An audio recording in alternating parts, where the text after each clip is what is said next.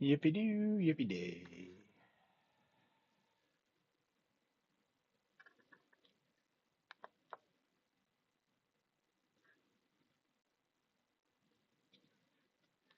You're live.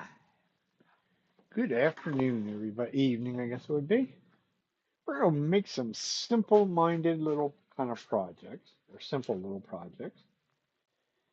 I had, I did a demonstration at our woodcraft store today for the store on doing some bottle stoppers. So we kind of have bottle stoppers on our brain, but it also gives me an idea for another kind of simple kind of a class that I could do. Probably would be a shorter class, which generally makes them more appealing, makes them a little cheaper, especially if it's something we could get done in 2 hours rather than 3 hours.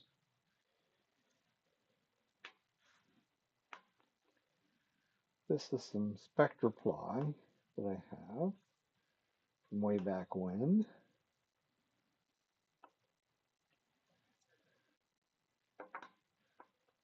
So we're going to sort of mark some centers on these two. I have a couple other ones that are sort of ready.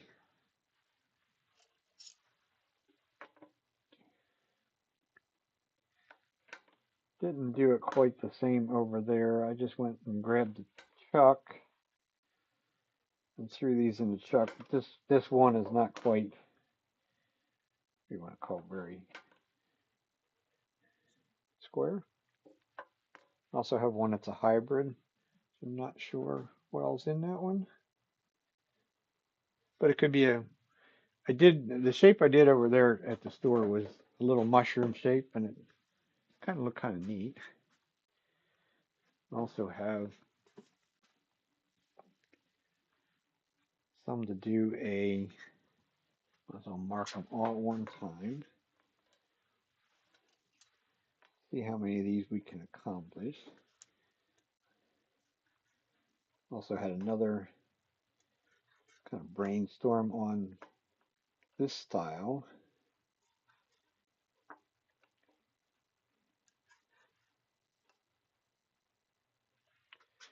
This is normally for me anymore. The mushroom or the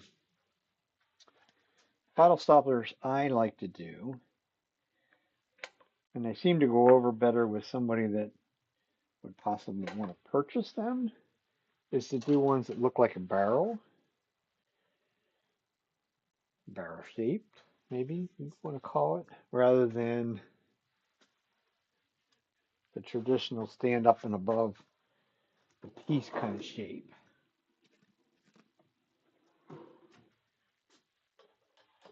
But I think first order of business, I think we'll just take these.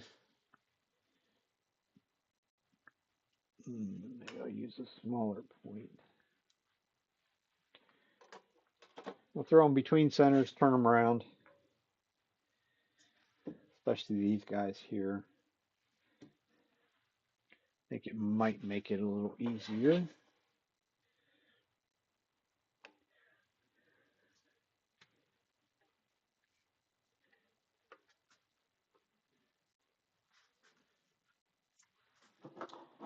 So I need a little short tool rest, probably even the really short one.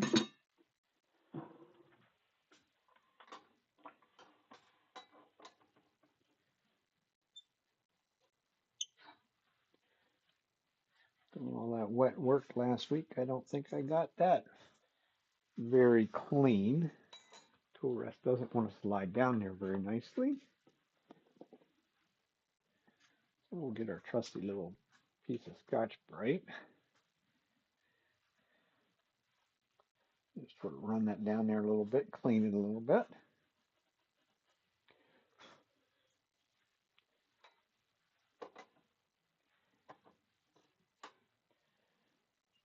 Still a little sticky in there, but I have to get a piece of dowel rod or something and wrap that around rather than the way I was going about it.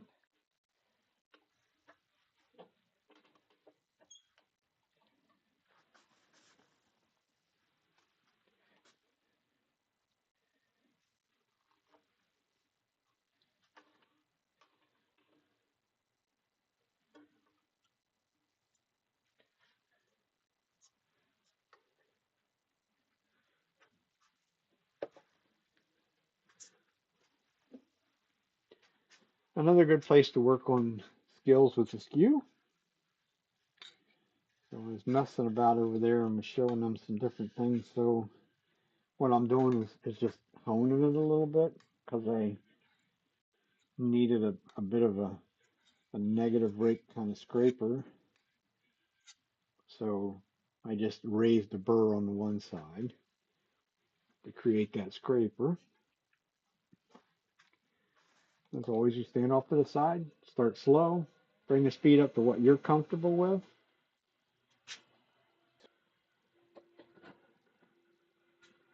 And close that shower curtain so I don't have stuff everywhere.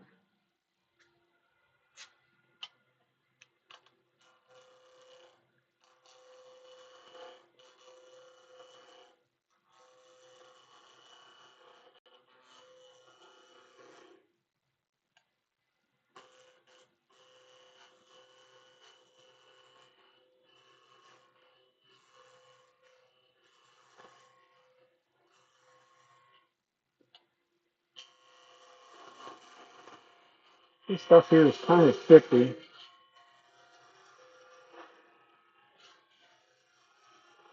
Also kind of hard on the edge of the tools because this is just veneers glued together, and that glue that they use seems to take the edge off pretty quickly.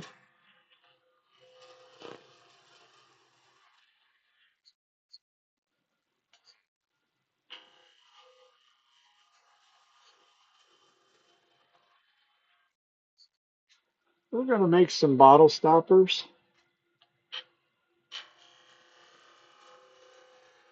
A couple different styles, I should say, bottle stoppers. Right now we're just trying to get things to the round.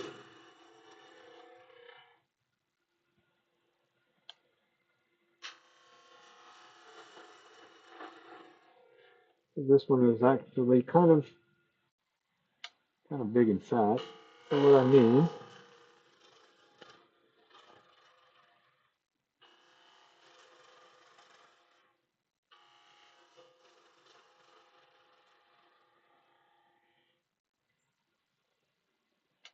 just for the round. That's all I'm really after right now.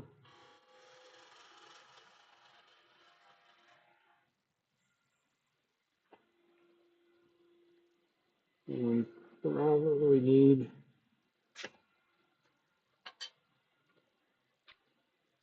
I'll check that.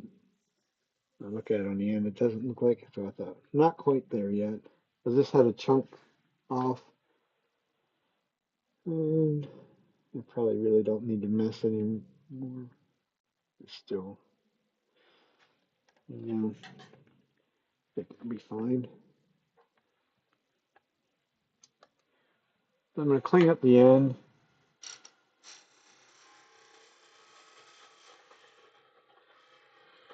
This will get a hole drilled in it yet. On that end, this end I need a little bit of a tenon.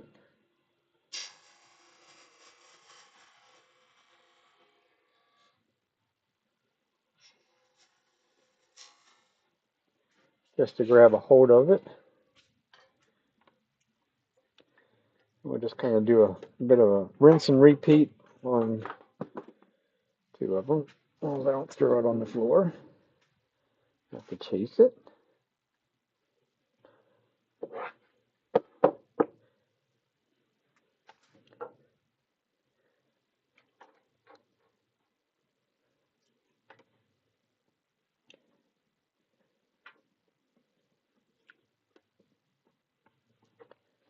The skew we need to work on the top,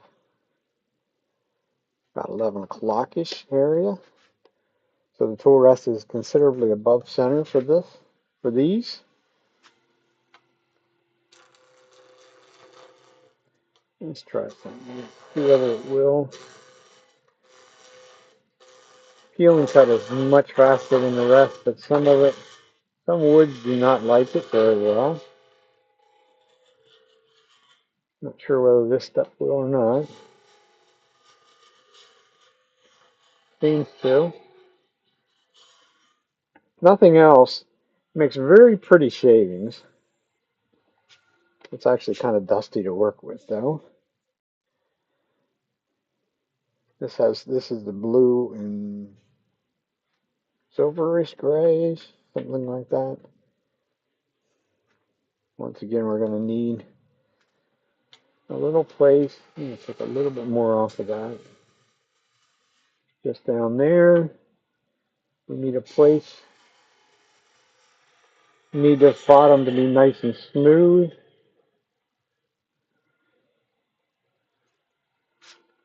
In order to drill that hole. Good place to get a hold of it. I don't want to go very deep because I don't want it. Once again, we want to have room to do what we need to do. I wouldn't actually had to do that end because I'm going to grab in the truck and I'll probably end up redoing that end. So one more. This is the oak one. This one will actually get drilled. Two different size drill bits.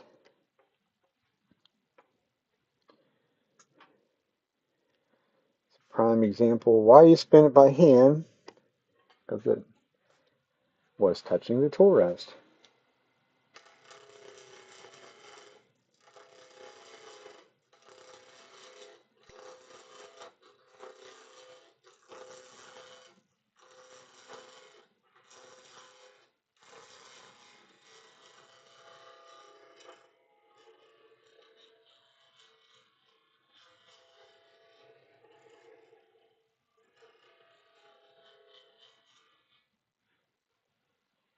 Not quite round.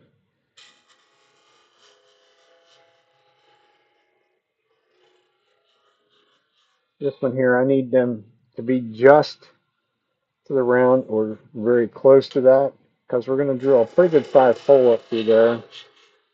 Doesn't really leave a whole lot of excess material. Close enough. A little bit of a tenon with a fuzzy edge to get rid of. It still has flats on it, but that's okay. Because from there we can do what we need to do with it.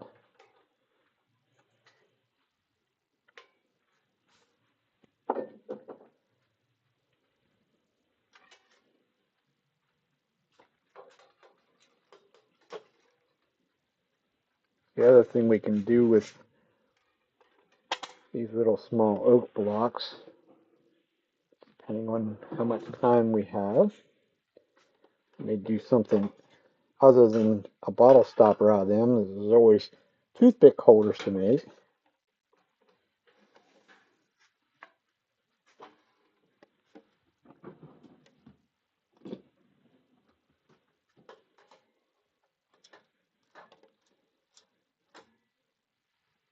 And we could be in there a whole lot closer. You see more what we're doing. So let's make him last.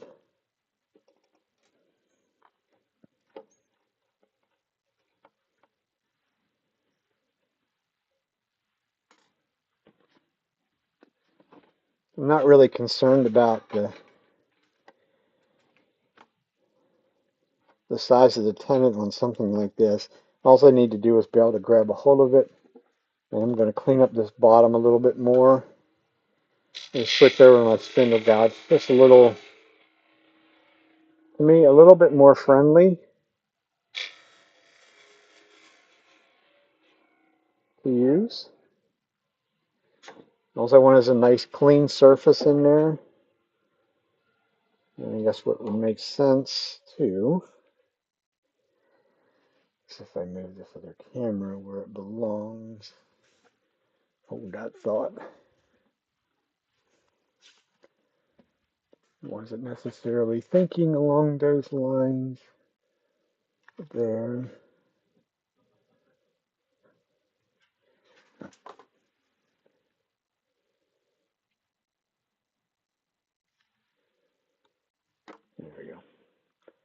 Now over there, then you'll be able to see everything we're doing. Need our trusty little drill bit.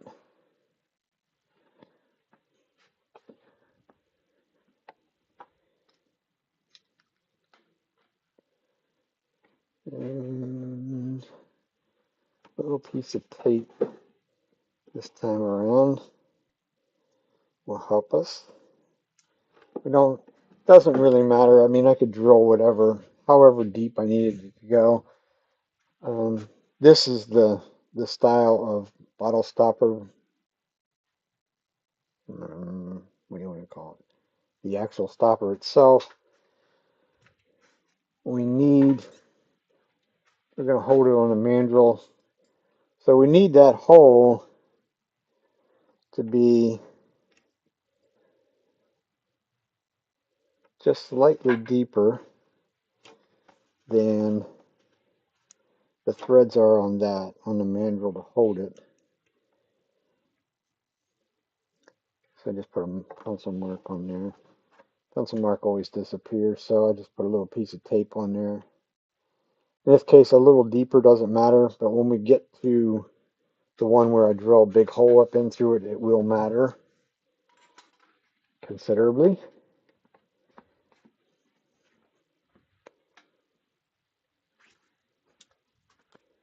These are what you call a simple, kind of like a beginner type project to do on a lathe.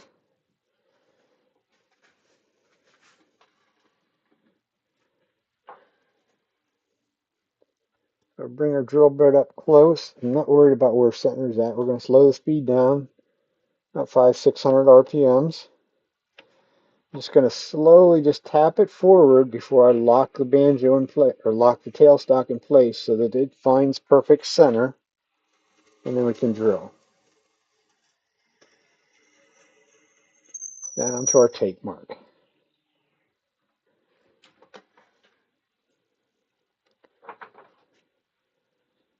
And that's pretty much it for that one. The only other thing I think I used to do with these would be to mark about 7/8 of an inch, if I remember correctly.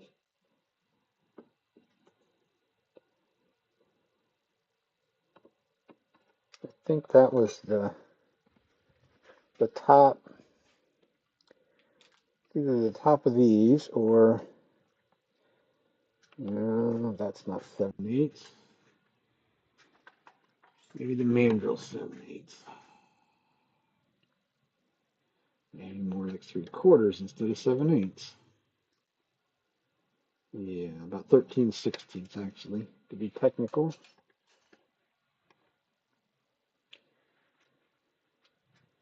Get this little guy out of the road before it gets lost. So what I'm going to do is create a little tiny recess in there for that. No, it wouldn't have to. I think it kind of looks nicer. And that's actually a little bigger than that. If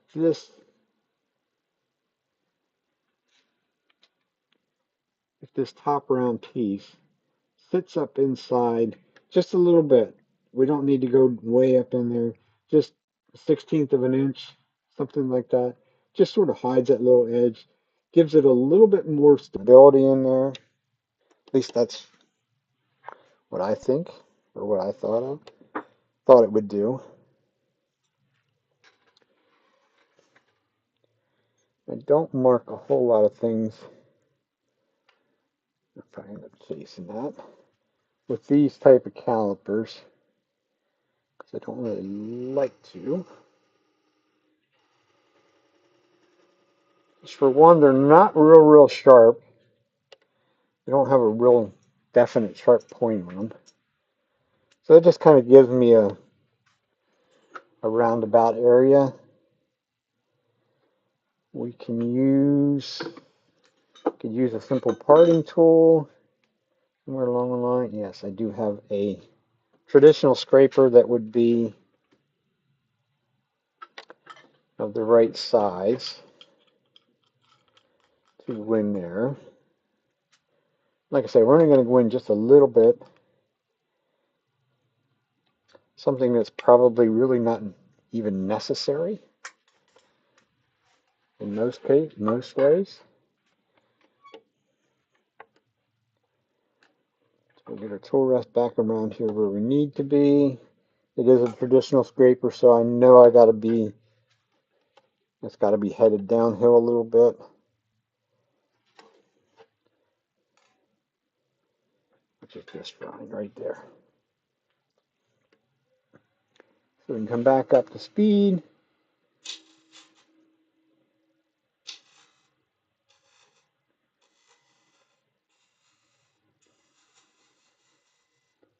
And really just ever so small of a recess in there. That should be more than enough. If anything, I'd rather it be a little bit headed downhill towards the center, so that as it grips, it's gripping more on the outside rim rather than the possibility of it being the other way around to where it could sort of rock in that position.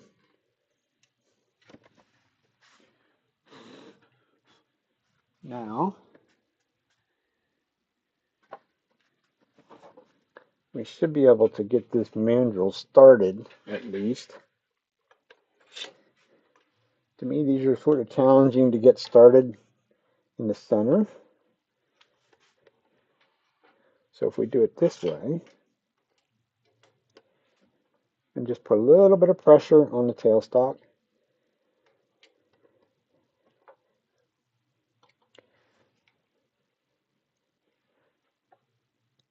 there we go. Wasn't pushing hard enough. The tailstock is loose, too loose because it's going to not seat the Morris taper in there quite so well. But it's started. Of course, now it doesn't want to spin.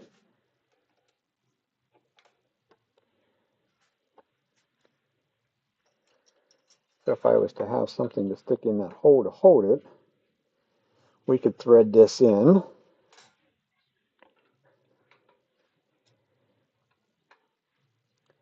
This will help us get it in there much straighter than what we can by hand, even though it's popping out of the Morris taper anyhow.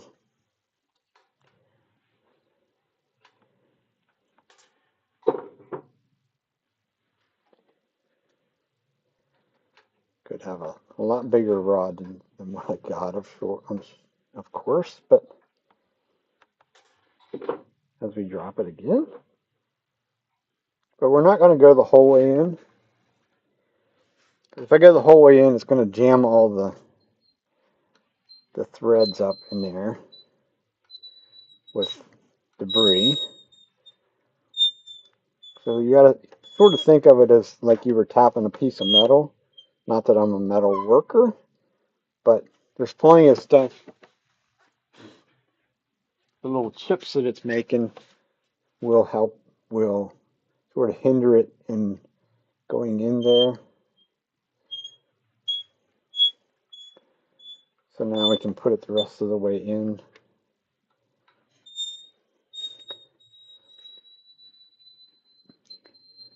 These things actually do thread fairly hard. It's surprisingly enough, actually sort of surprisingly hard. So that one's ready for that episode. Still have the chuck in, so let's get the blue one ready. While we're at it, we'll at least drill the hole and expand that out a little bit.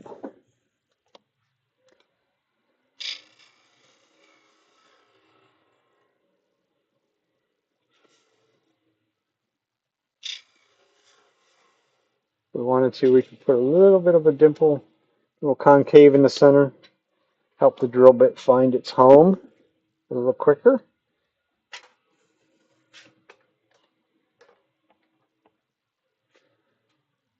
speed down the drilling speed.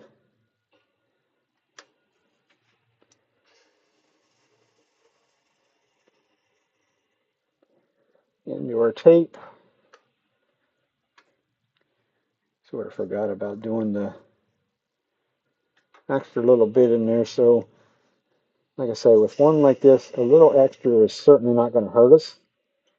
A little extra deep on the hole. Where the one that's going to look like a barrel, that's a little different story. We don't want to go too deep on that one.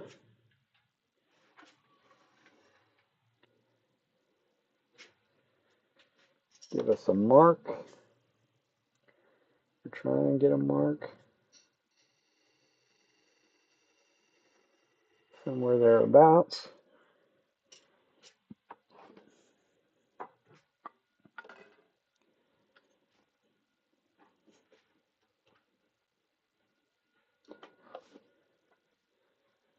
Get back to our little scraper.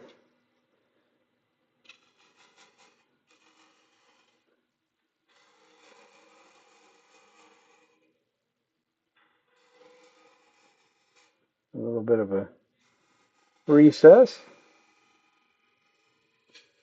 Nice clean edge out there. Kind of a step that maybe you wouldn't have to do. This one we'll just leave alone because we already have the other one ready to go. So we'll do the other one a little different.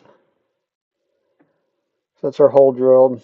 Ideally, we should probably be putting our super glue on there first, but I'm not going to wait for that.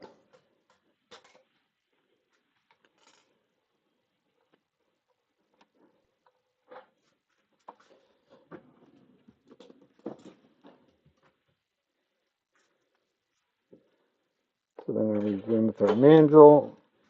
When we put a mandrel in, sort of can't stress that enough.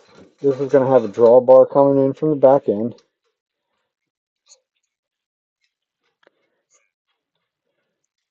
How are you tonight? Like I say, this needs a drawbar. Nothing more. All it is a piece of 1/4 inch all thread with a little knob on the other end. Because we can't turn this, we can't do this out, any work out in here without that. Otherwise, it will vibrate that off the Morse taper, and we'll be in a little bit of a deep doo-doo kind of trouble. So we don't want to do that. We will use the tailstock for a while, just because we can, for one. And there's no reason not to, because we're going to true this up, because I'm sure by all the things that we just did, things are not going to be overly true. Maybe not too bad. If we did everything right, it shouldn't be bad. It's not bad. It's not as good as what we want, of course. So just go back. A couple little light cuts. Bring us back into center. Into round.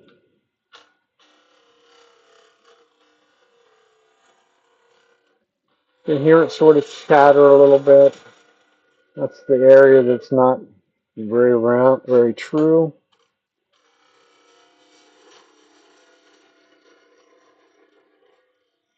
You want it nice and smooth.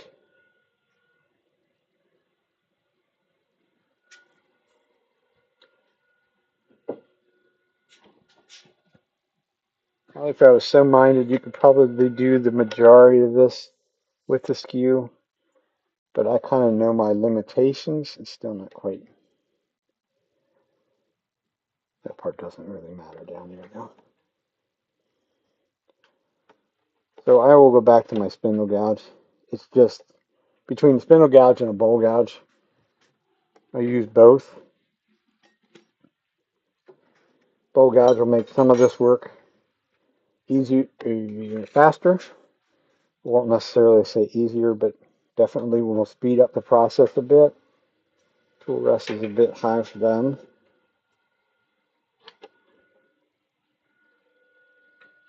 The mushrooms come in all kind of shapes, sizes. They all kind of have one thing in common, that it's just a round, sort of a rounded top.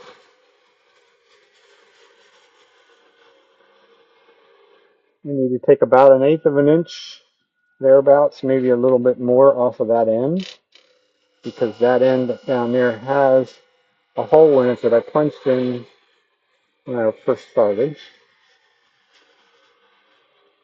So you can do that. You can also make this a little bit of a cove into a dome shape.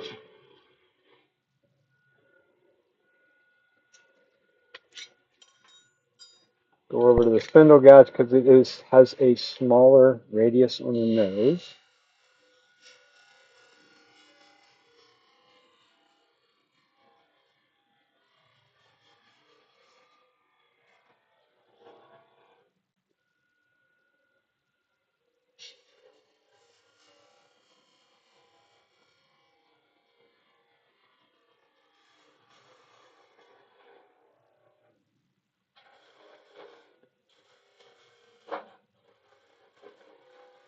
We don't need a ton of material down here at the end, just for the support.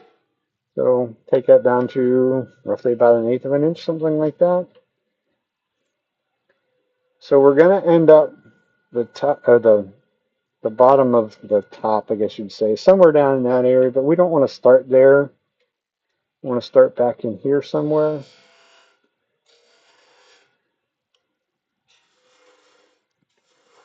Start to dish some of this out.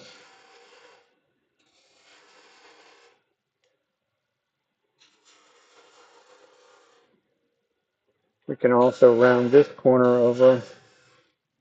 This is all too big at this point. So get rid of some material. Give us a round shape. Because eventually that round shape in there is going to be very, very close to the size of that mandrel down there.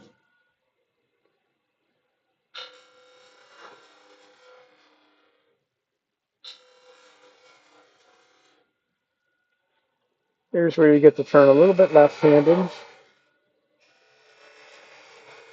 because I want to go up underneath that cap a little ways, because we want that to be much, much thinner than what it is.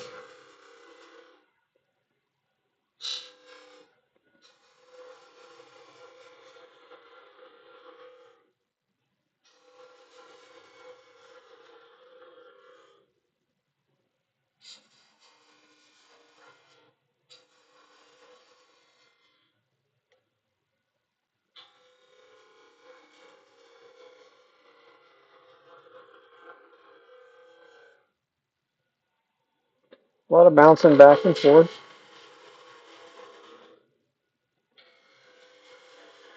because we want to get that, eventually get that up in there pretty thin, or pretty far up underneath. Can get rid of this sharp edge before I touch it. Make it just a little bit of a round, something along those lines. Kind of still looking pretty fat.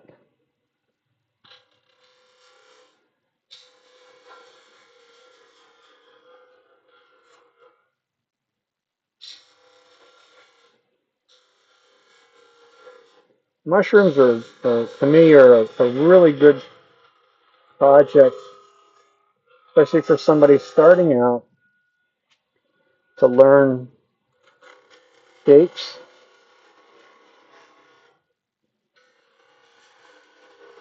Because you can certainly use tree branches and things like that to make a mushroom out of. And no two of them are alike, so we can't merely mess them up. I could use my smaller spindle gouge. It makes things a little easier. So we're getting close to something.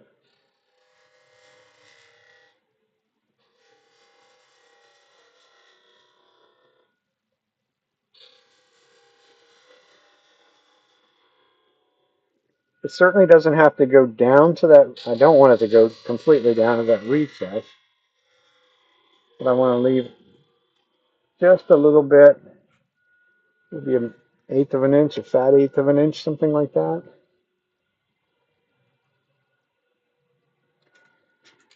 I'm almost thinking the whole thing's a little bit big.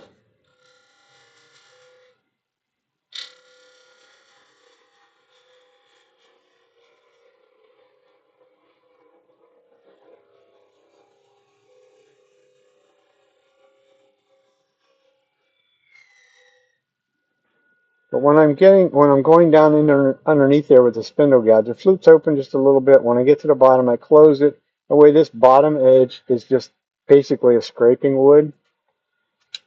And it actually cuts pretty cleanly doing that, surprisingly.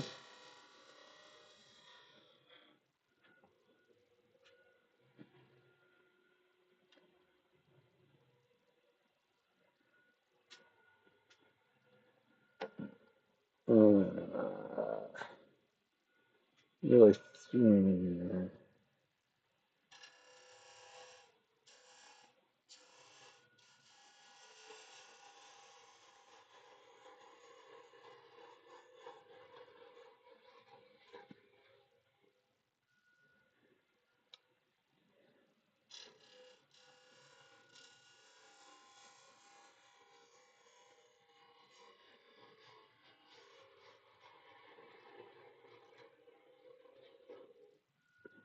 kind of getting a little on the pointy side. We'll go from in here, bring that just a little bit around, losing a little bit more material right there, but it's all good. Rid of the sharp edge.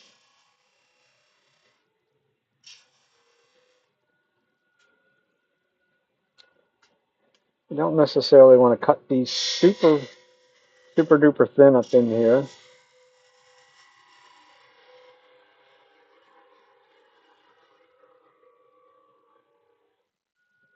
Something along those lines. I'll take a look.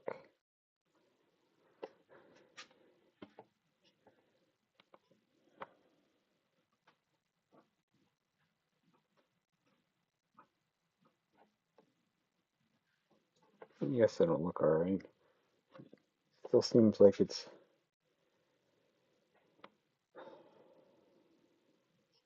the top is a little, seems to me like it's a little fat.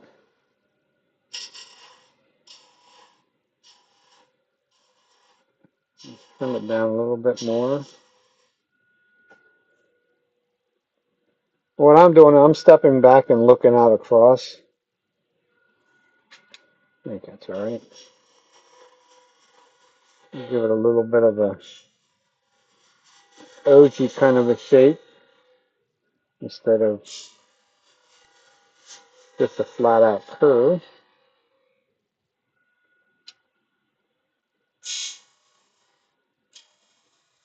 Get a little rounded curve back in on itself. I think we're going to live with that.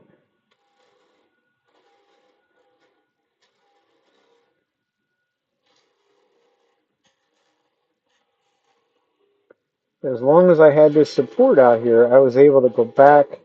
Because if it was unsupported, when I made this part down in here thinner, I would not be able to go back up there and cut. So that's where just this little bit of support that I had out here comes into play. As you see the live center stop, I can easily make these little itty bitty cuts across here without any worry of anything coming loose. Of course, we're being gentle. We're not trying to hog things out. We'll just switch dust collection chutes and we'll give it a sand. Probably as well as finish it while it's there. No time like the present than to get it done.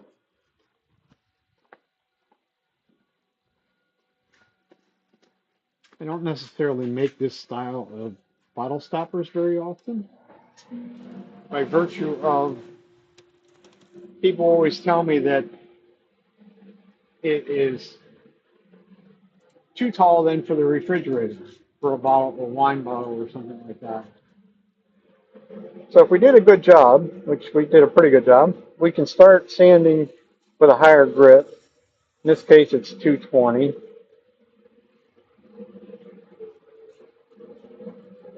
Hardest part is across the very tippy top because it's hardly moving.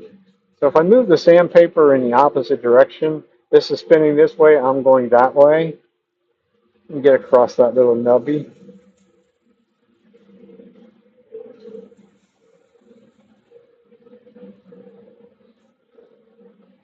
Maybe round that a little bit.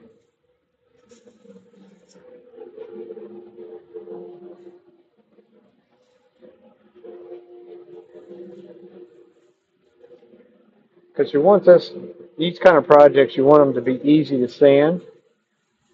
Because some of these areas are a little harder to get into.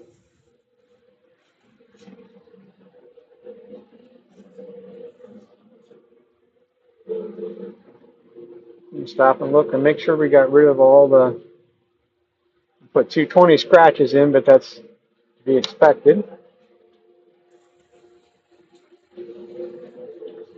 And move a little bit faster than what we were. A little less pressure.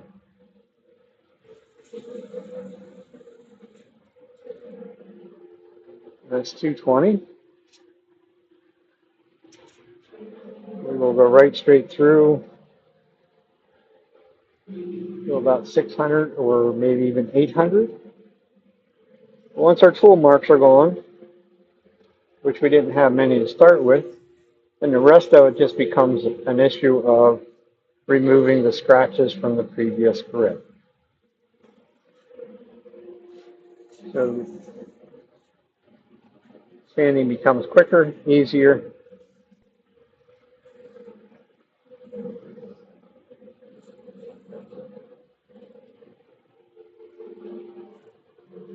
I'm not feeling it to see whether it's smooth. I know that it's smooth.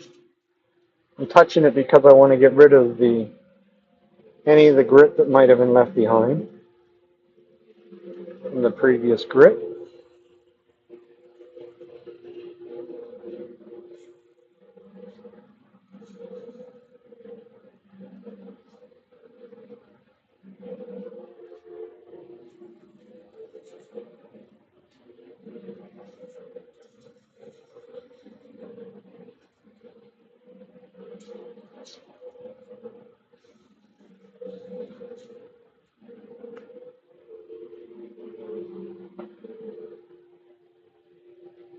At this point, I probably should go right straight across the very center point back here. Make sure I didn't leave a little nub sticking up. I also see some scratches that are not 400 scratches in there.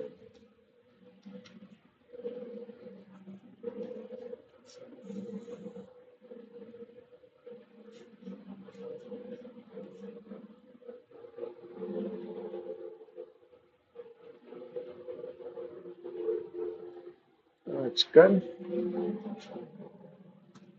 2 more grits to go. 6 and 8.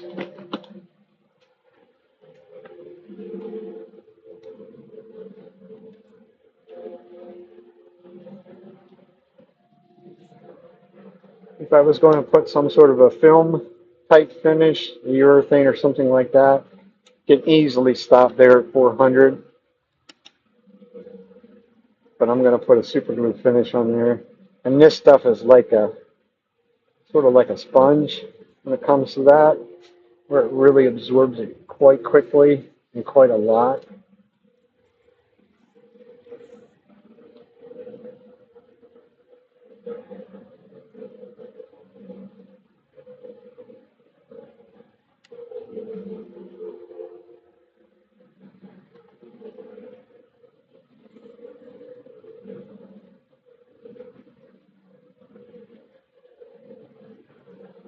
Let's see a line. You won't be able to see if there's a line up underneath the top. I have to be careful. Something I missed.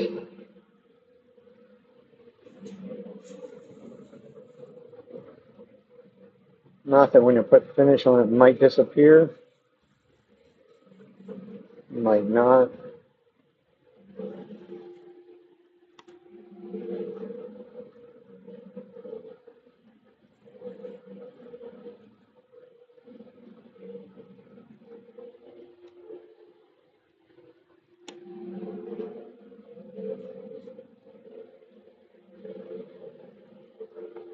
Last but not least will be 800.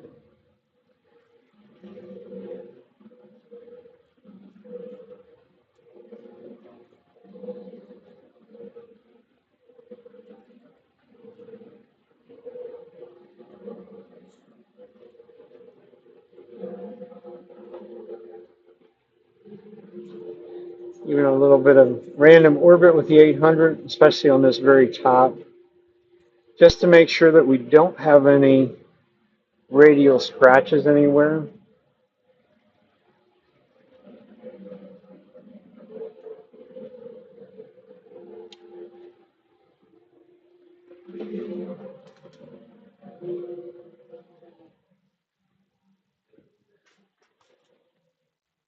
And I probably gotta go get a glove.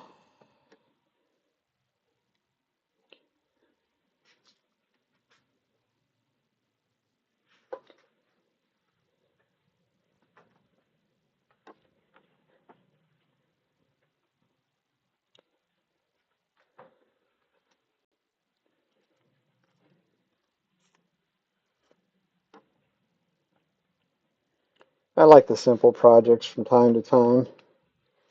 First off, I won't make a giant sized mess that I have to clean up, for one.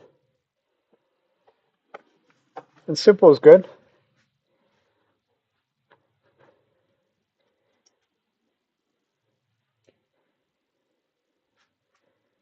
So we'll wipe all the dirt off. Not using any kind of alcohol or anything like that, because I want to go straight to finishing it. So we'll take our paper towel.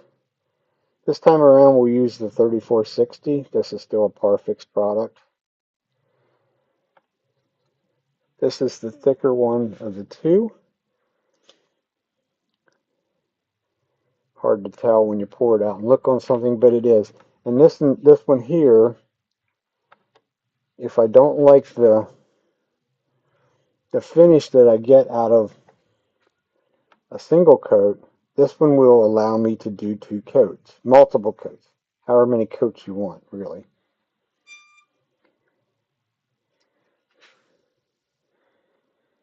And we won't try and get way down over the end because I don't want it to run in between the wood and the mandrel, or we'll have a different problem.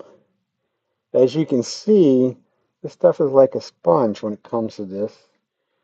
It just keeps soaking it in. This one also has about a 45 to 50-second time delay before it starts to set up on its own. So we'll get to play around with this a lot more than I do the 3408. This could also be used on bowls and such things as that, which I've done already. Porous kind of woods, because it fills up the pores a little bit better because it's a tiny bit thicker.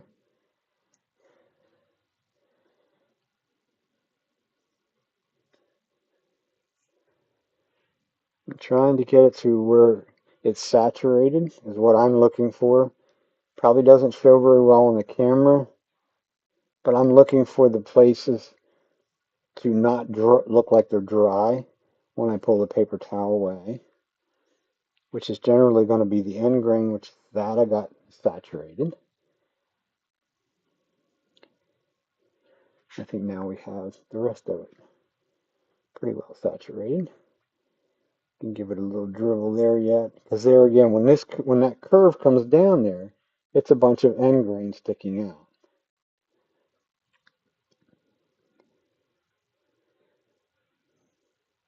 That should be good.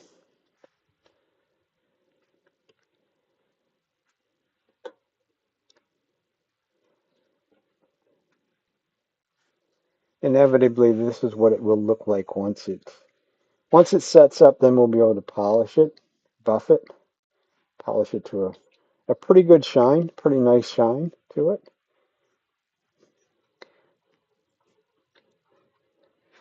We just have to be a little bit vigilant on wiping off the excess. We want this surface sort of to look dry when we're done.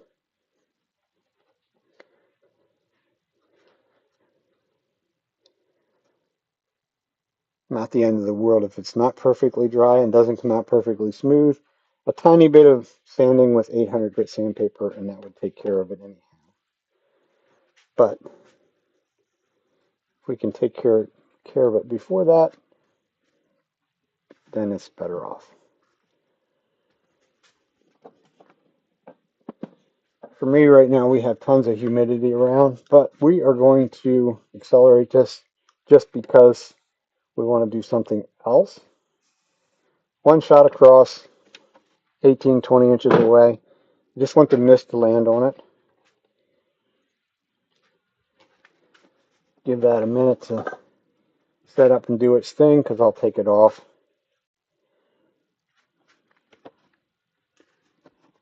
I guess I should have kept that out in the paper towel.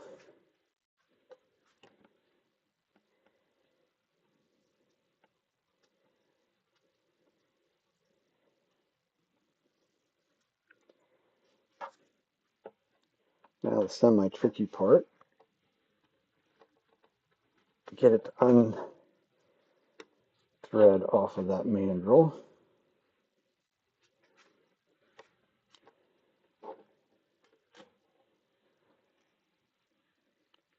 Okay.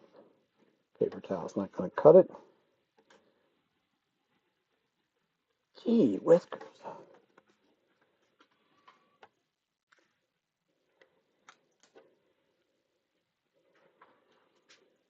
It's amazing what those threads do.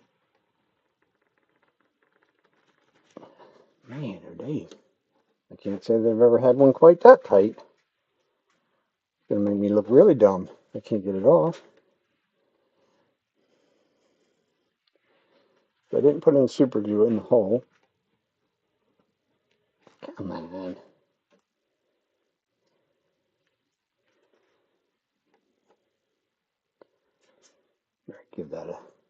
Give that a minute to let that glue set up.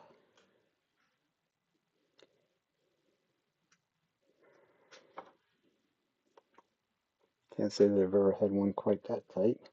What it is, I probably didn't get all the chips out of that hole, so that just makes it all the tighter yet.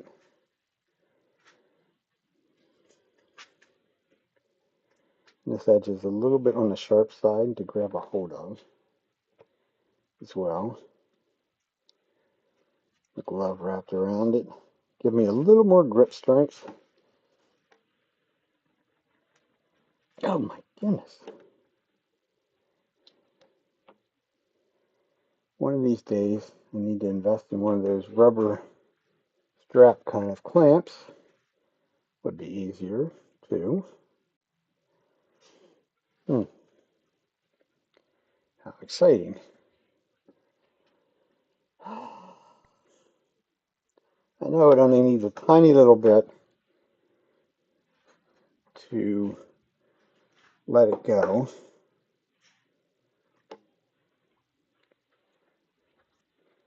The problem lies in getting a hold of it without damaging it. Is going to be the issue. So if I put a piece of leather over it, this by no means is the way to do this.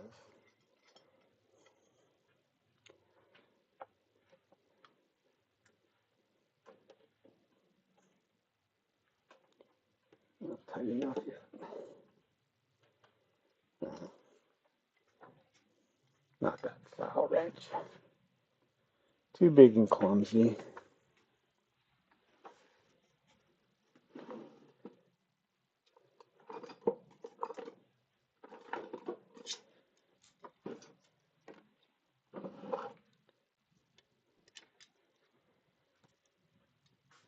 This is one of these situations where you should listen to what you tell people to do with this. Those threads should have had a little bit of wax on them. Too big on the wrench part.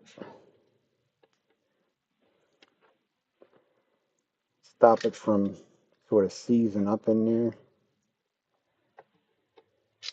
Come on.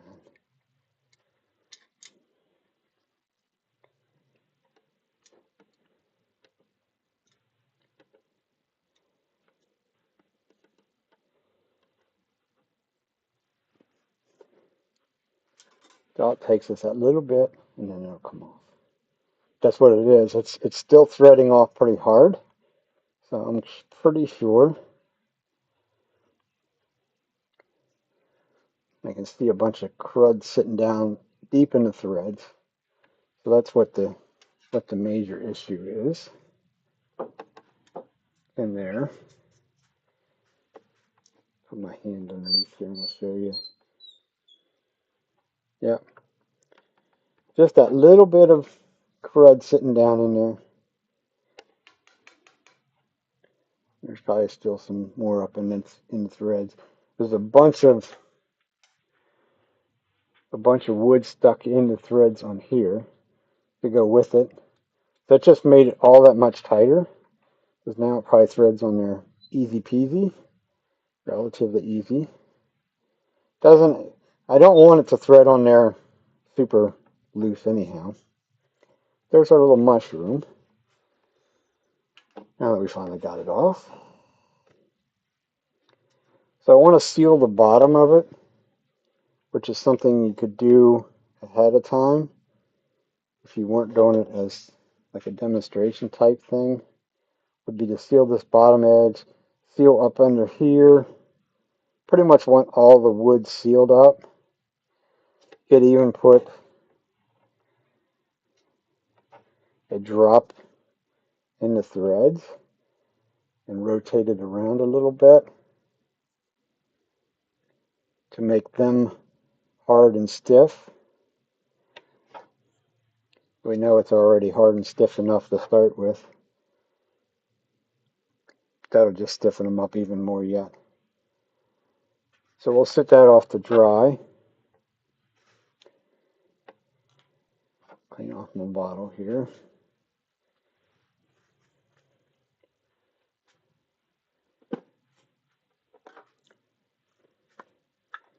Could even possibly hit that with just a touch of activator.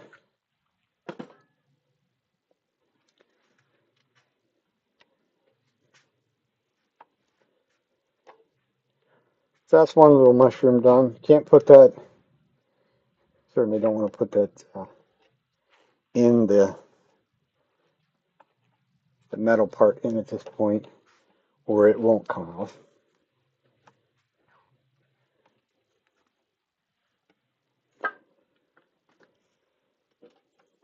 So, round two will be smart enough. Cheap candle from the dollar store. Put a little bit on there. It'll sort of help keep it from doing just what it did and seizing up. So we'll go back and we'll put this one we're going to thread on in this fashion. I'm going to bring the live center up just to help me stay straight. At least stay straight to get started. A little bit of pressure. A couple little tweaks of turn. And we could lock the spindle. That would probably help too. And then I could just turn this and turn the live center all at one time. Nice and gentle.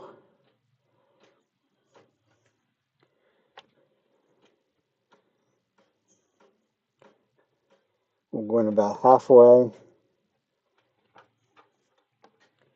And then we'll take this back off, which is one of the things I don't think I did with the other one. There'll be plenty of stuff comes out of there. So we'll go back and we'll thread this on carefully as to what the threads we already have.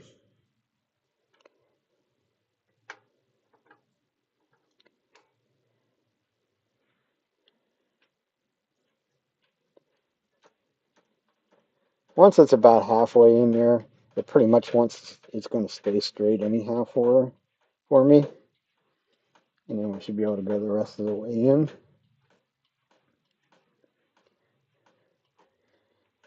And now it's snug as a bug. But we know it's snug as a bug, and it's going to be, even at that, it's hard to get it back off. Hard to get it started to come back off. So we're going to take it back off, clean out those threads.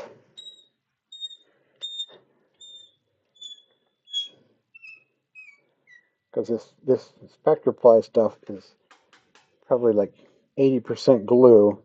So it does do quite nice threads in there, but it also leaves enough stuff behind to make the threads even tighter than what it was. I'll take a brush this time and clean it.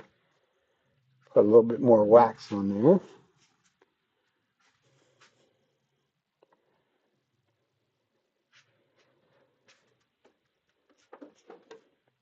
And hopefully we don't have to go after this one with a wrench, because that's no fun.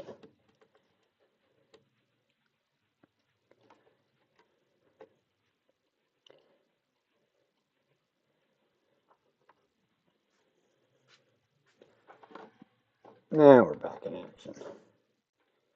Live center back up into the hole. A little support. Never hurt anybody.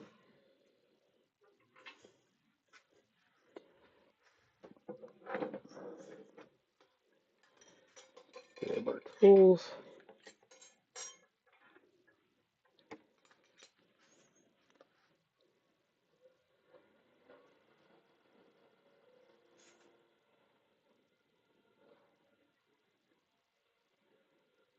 Just a little bit of support down there goes a long ways. Not perfectly true. And use the wing of my bowl gouge. Come across there, and now it's true enough for what we're going to do. Start rounding the corners.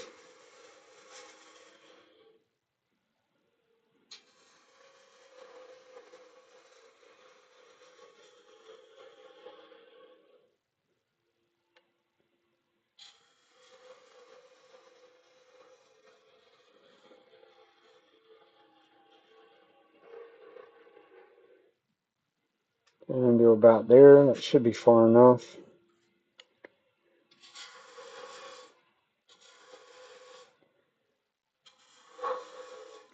Get rid of some material.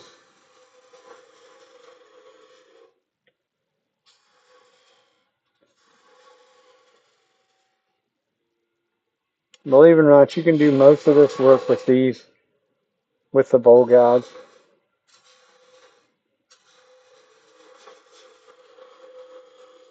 The cutting edge tool. So once you have an understanding of what you're doing with a lot of this, it's very repetitive. Doesn't really make a whole lot of difference which tool it is.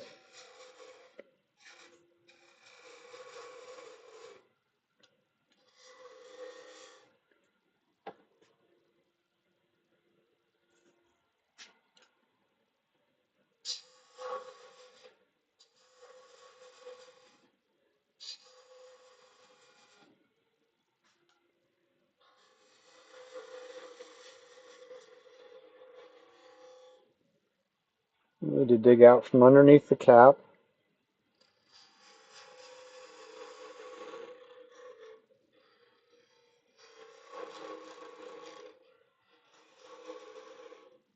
If we get too aggressive, it will chatter a little bit in there.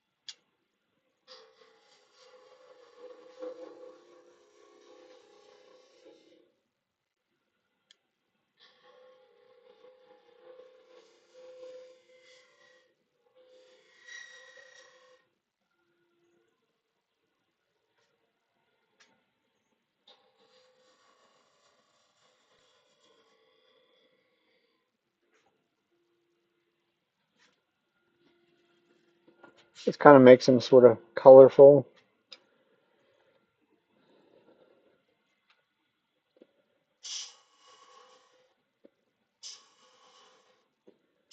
Make this one round down around a little bit more than I did the other one. Just to give it a little bit different shape. Rid of the razor blade. I don't want to make these super thin in here because people are going to grab a hold of the top of this to pull it off the bottle.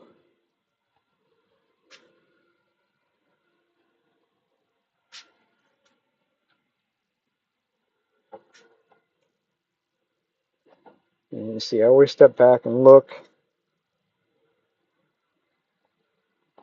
I think that'll be okay.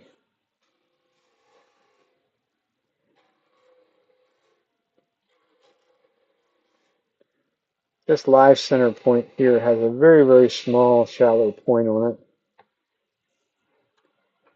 Also not going to give me much room to get in there.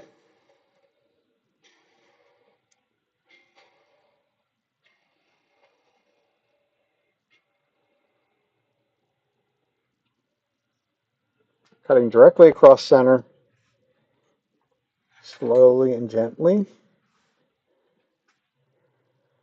You could mess around more with this curve, but the simple bottom line is we're going to sand that curve anyhow.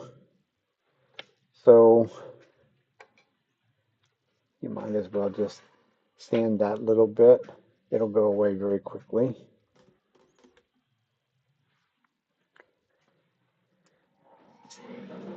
As you can see, it's a very quick project.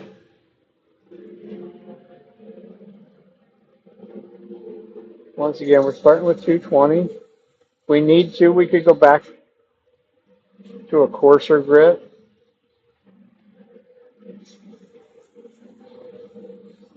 You might have to right there. Right there. So we'll go back a little bit of 180, because I'm not liking the curve part. Really is the only part that I'm after. So I can make that happen a little bit quicker. A little bit there with that curve. That should be all we need to do with the 180. Sandpaper is just like the cutting tools. It needs to be sharp. I just threw that little piece away. But one of the reasons I use very small pieces to start with. You waste less that way.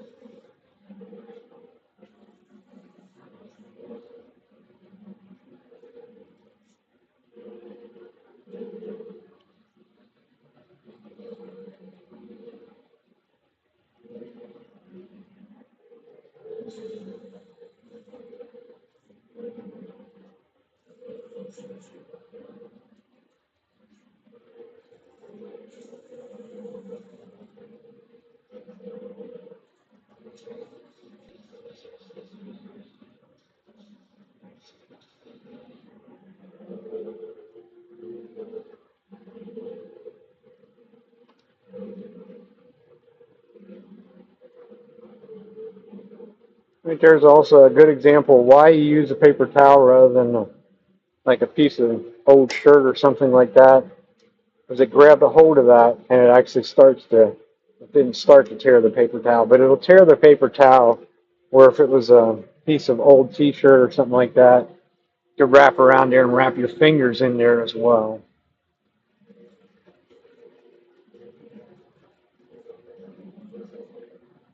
Just have to be a little bit mindful on what you're doing, what could happen.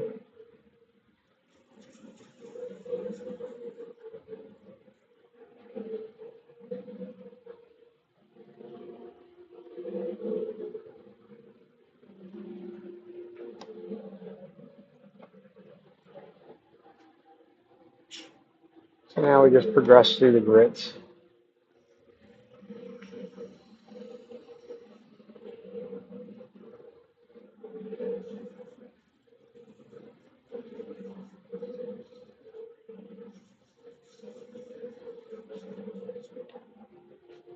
Someday I'll remember just to stop at Home Depot or at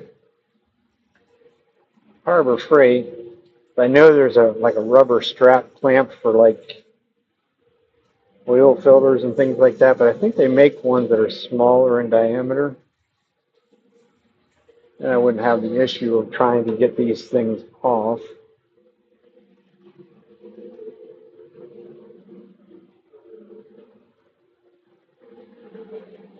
So 320 on to 4, or no, that was only 220.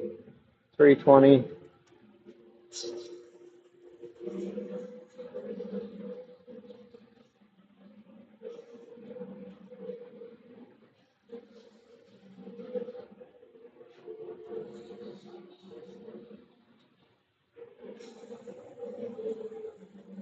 pretty much each finer grit, less time sanding.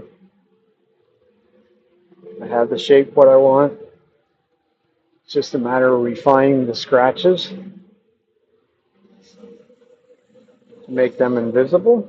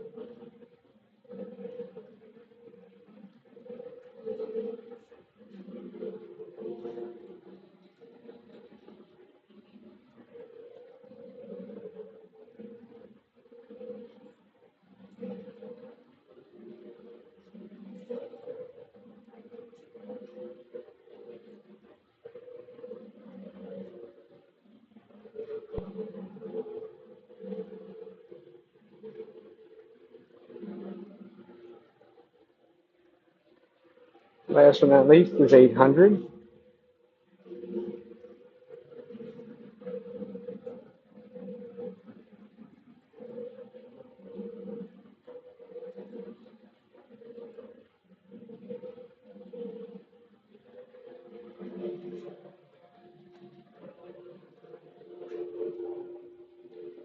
A little bit of random orbit. I'm removing the scratches that are all nicely lined up is all I'm doing with this process. Because trust me, there is some scratch lines that are going right straight around. If it was a little bit bigger of a project, you could actually sand with the grain.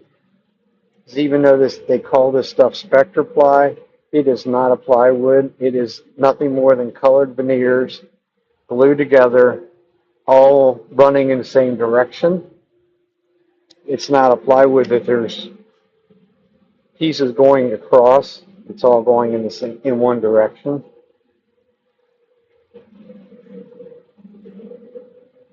So you treat it as such.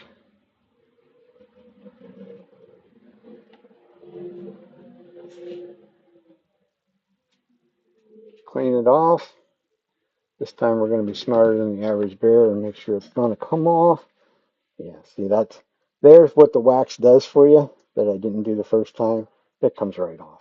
It's the way it's supposed to work. Not struggle with it. Clean it off good. Looking for any evidence of any scratches. A couple little pesky ones right in there that I saw.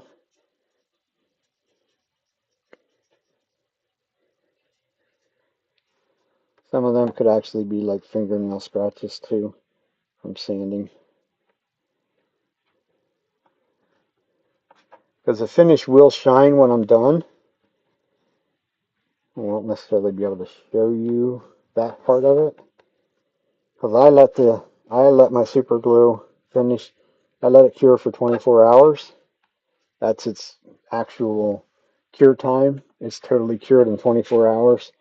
Dry to the touch in minutes, but cure time is a little bit different.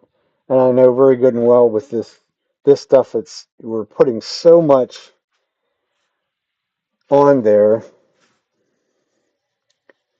that if I was to take that one that I started with first, if I was to put that on, get the buffing wheels out and buff that right now, it will suck some of the, because there's super glue down under the surface that is still not set up or cured. So when you go and buff something like this, the buffing creates a little bit of a vacuum and will pull some of that right back to the surface. Once it hits the surface, it'll totally cure, but it will also leave you lovely little bumps that then we'd have to go back and sand. My philosophy is why work smarter, not harder. So we take our paper towel. I fold them all up nice and neat. Helps to keep my fingers cleaner too. Glove cleaner. I wouldn't recommend doing this ungloved. It will stick to you. Your fingers have moisture in them. Your skin has moisture in it all the time. Once again, 3460. Lots on the paper towel to start with. Start on the end grain. We can actually just keep dribbling it on this part up here because this is one of the places, one of the two places that takes a lot because it's pure end grain up there. You can see that it sort of reactivates some of the dye from them dyeing the veneers. You can see the paper towel gets blue. So give it a second to soak in. Come back after it some more. I want it saturated. I want to put enough on there that that it sits on the surface rather than soaking in. That means I've gotten it to a saturation point.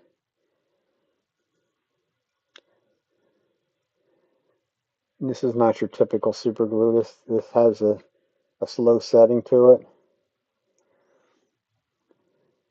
Not that you can't mess around with it long enough that it starts to set up, but you have about 50 seconds. As long as it stays really good and wet, I've messed with it a lot longer than 50 seconds.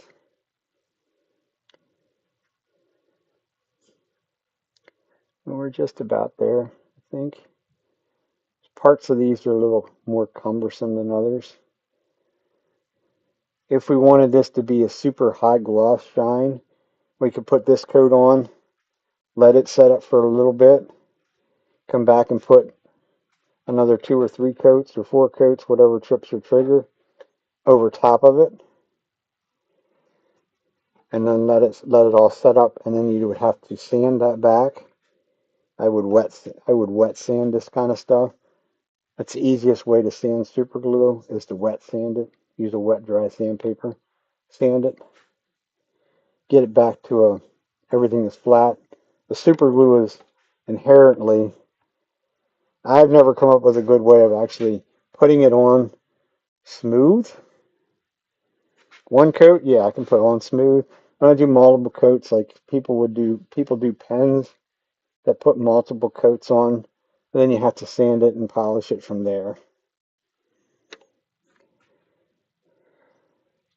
These are always kind of a little disappointing with these blues because the gray in the blue to me becomes very dark. It'd almost be better if it was like a blue and white. But it looks nicer if this stuff was used to make gun stocks. So if you had a bigger area like right here where you had the little blue dot and the gray circle out around it in something that's 6, 8, 10 inches long, it looks a whole lot different. If I have pieces big enough, I will do some pepper mills and things like that with it. Then you have a bigger area that it will kind of look a little bit neater, nicer than it does just to do a bottle stopper out of it.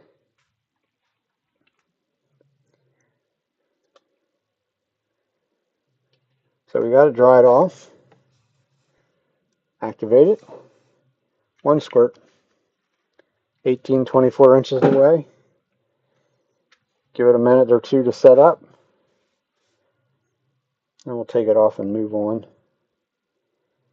And we'll do one of our, I said to my wife about doing the barrel ones, these are oak, and do these more of a, like a toothpick holder. So we might have a go at one of them. Another simple project, if you do this in a toothpick holder, it's only going to take us a couple of minutes, which is good because you're not going to get a whole big ton of money out of them.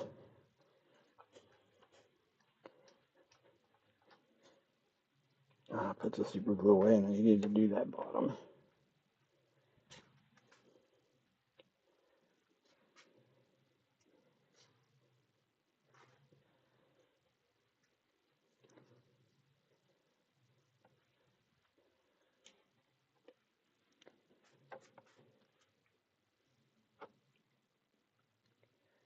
You can just literally dribble it in there. It will soak in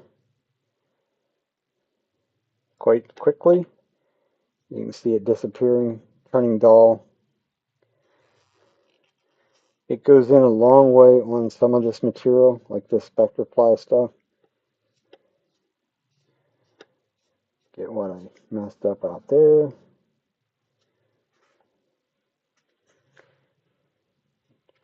Like I say, I'm just interested in being sealed. A little bit down in the threads.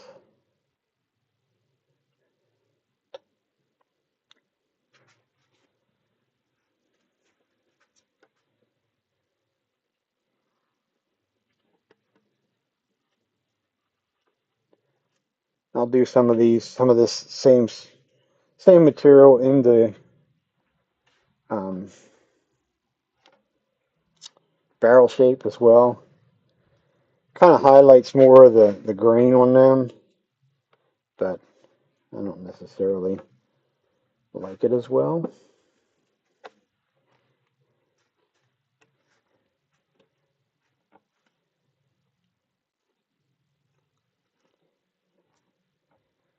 Figure one of these days I'll actually run out of that. And you know what? I do have a third piece. Let's do this. This one that actually is, can't tell you exactly what the material is. I know it's a piece of burl. Thought it was already threaded. Maybe it's not. So let's go back to our wax. Makes threading a whole lot easier.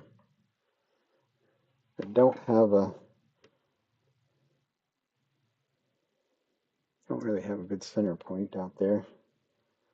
So if I just hold it and hope for the best, it will thread pretty straight on its own.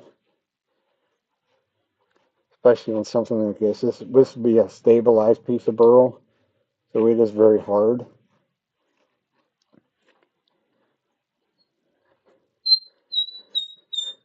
I also don't want to clog up the threads.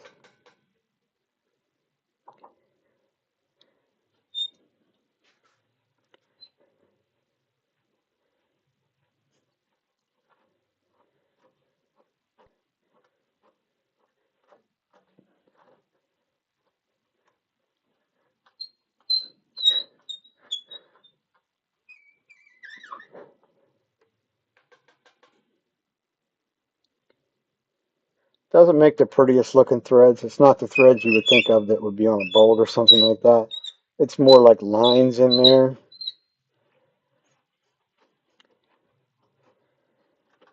But it is okay. So, this one we're actually going to have to figure out what's underneath some of this plastic stuff. So a little tap, tap, tap lands that center point in what it feels is center.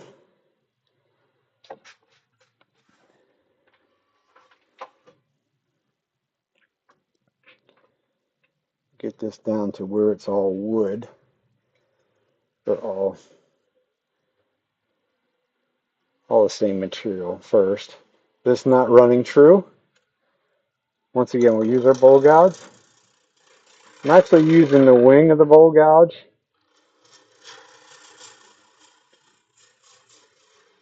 which will help me with this resin stuff to keep it from doing just that as much. Little brush takes care of it though. Plastic brush, it's not a metal brush. Because once it becomes round,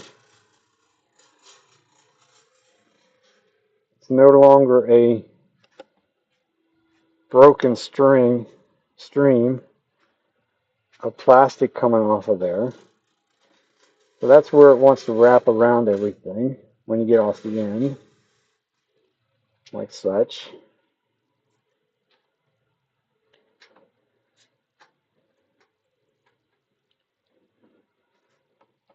This is one of the reasons I don't do a whole lot of this stuff with the hybrid blanks, because they're sort of a pain. At least to me, they're a pain. So this has some greens, some blues.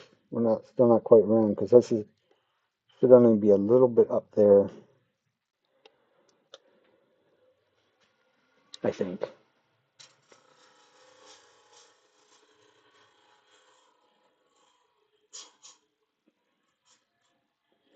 And since it is both, you got to take it a little bit slow. Ah, you bugger.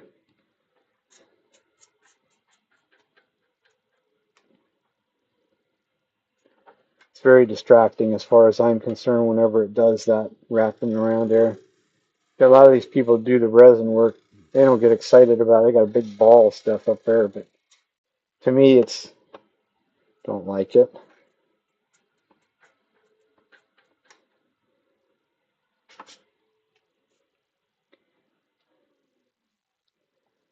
So let's see where we're at. Okay, so a lot more resin in that than what I thought. There's still a little bit there that's not quite round. So let's see. Measure this. Almost 2.5. I don't think these other little guys are more along the line of 2 inches. Maybe 2 1/8.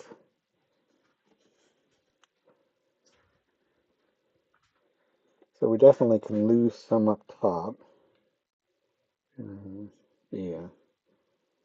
So I think that's where we'll start, is get rid of some of this top bit up here.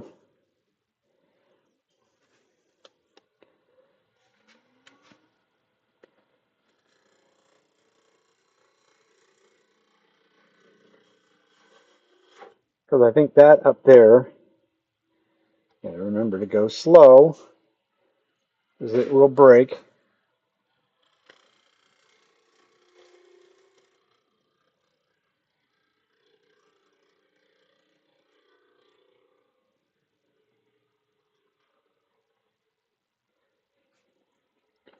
And wrap around everything. You get it to stop, you can get a hold of it. You just want to be a little careful doing that. Could actually get a hold of your fingers too. Not that I've ever had it really try to get a hold of my fingers, but always that possibility. So there's a little wood sticking out there. I think we'll just go to our shape and see what we get. Not sure what that is. Even some, probably off of this resin. Melting it, sticking fast to the tool rest a little bit.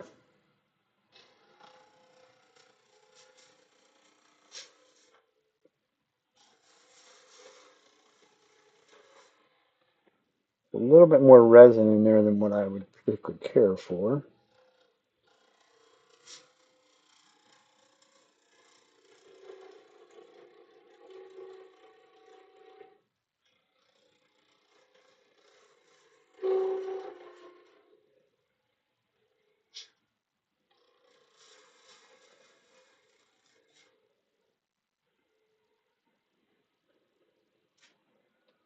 Hoping to get back into more more wood than resin, but that doesn't necessarily look like that's going to be the case.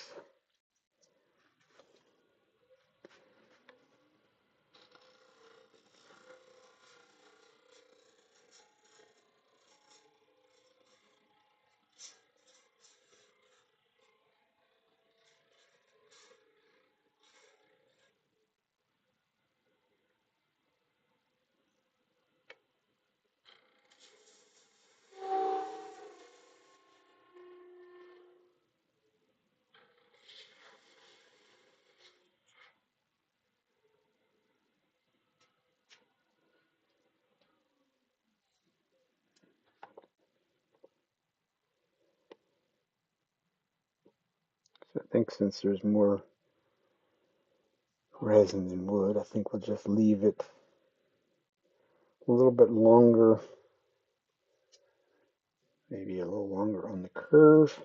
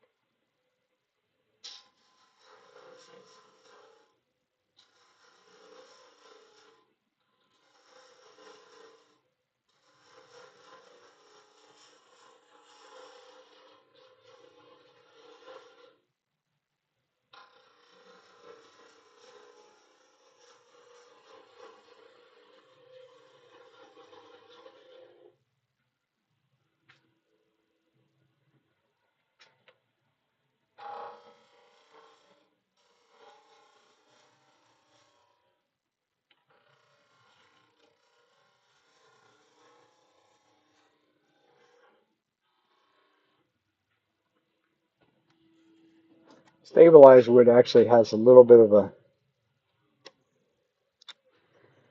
what do you want to call it, a little bit of an odd smell to it.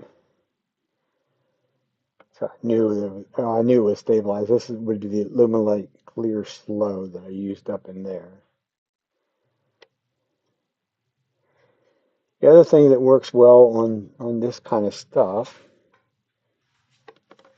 most people, or a lot of people that mess around with some of the hybrid stuff or pure resin stuff, all claim that you need to use carbide tools on it. And my opinion is no, you don't.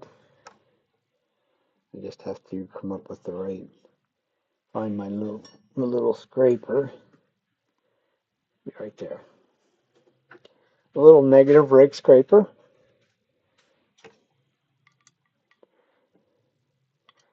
It really, for the most part, if you're using a negative rake scraper on wood, you want there to be a burr on it, because the burr is what is abrading the wood. It's not really cutting it. It's almost like really coarse sandpaper.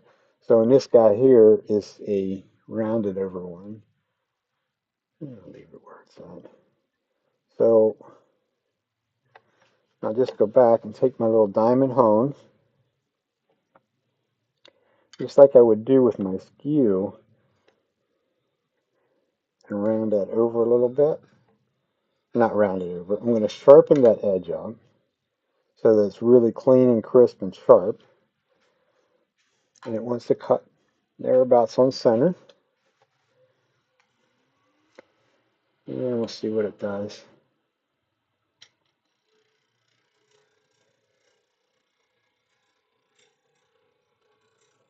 I probably will end up turning the dust collector on because Although this isn't doing too bad. When you do something that's totally resin, it throws those ribbons straight up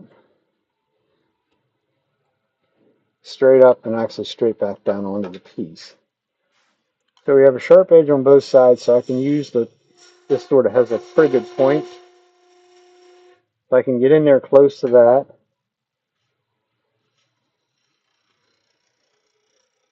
We know we're going to have to remove that eventually. But for right now, we're just trying to get a nice, even flowing curve.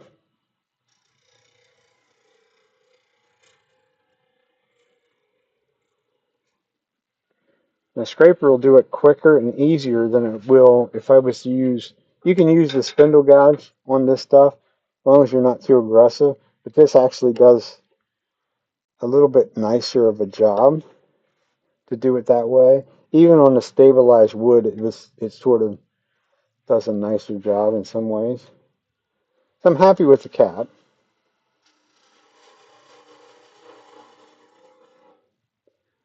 So we'll undercut it.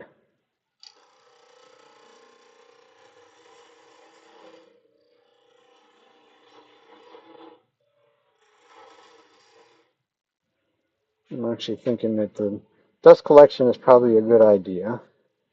Hopefully that's not too much in the camera view. A little bit more over that way. This, you're messing with any of this stuff, the dust is probably not necessarily a good thing for you to breathe.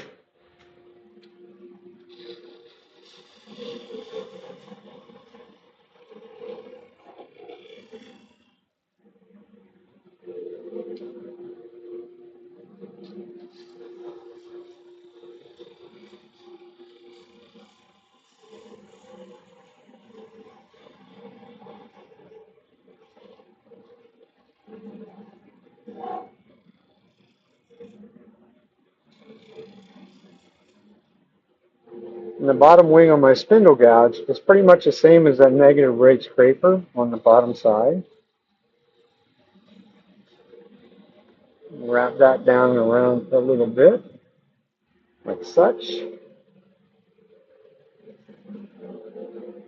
Stop and take a peek. Make sure I don't have anything really weird up in there. It's like I could cut a little bit cleaner than what I did. Once again, it's a place that's very, very difficult to sand. So cutting it perfectly clean, that our sanding is a minimum, is where it's at.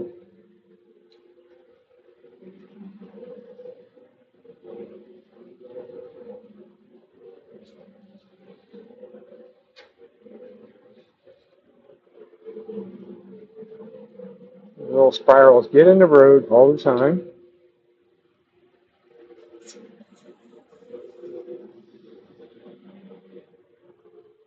Stop you from being able to see what you need to see, of course.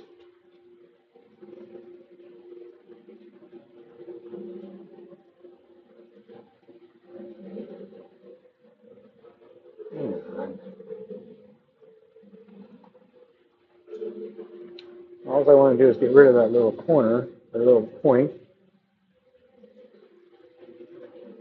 But I don't want it to break, so then I got another problem. There we go.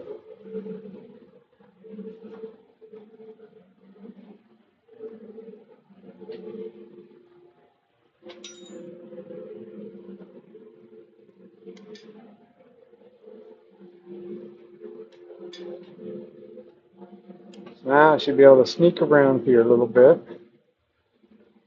with my scraper. Make sure we're on center. Going to chatter a little bit if I'm too aggressive. So we're not going to be aggressive. Really more interested in the very tip of it. Got some lines back here.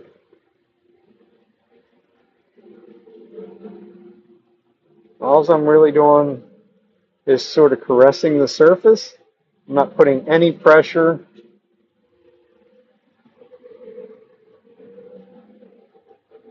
against the wood, hardly at all.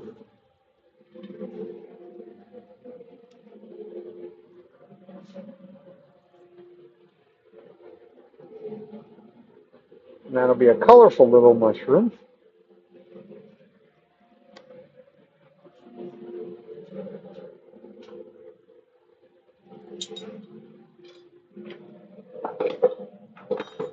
Some things out of the road so I can move my tailstock out of the road.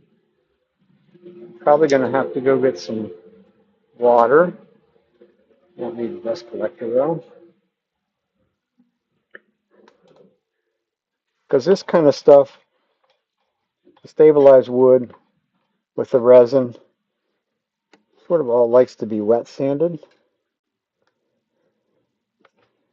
Put that super glue cap down there and it left me a mark. That's why my tailstock didn't want to move. Gotta be careful of that. You glue things fast. Super glue is actually kind of brittle anyhow, so let's try once. See what it does to dry sand it. Usually doesn't work overly well. It just creates too much. What it's doing, it creates too much heat. You can see right off the bat, it just gums up the sandpaper. I'll just go get some water. Be right back.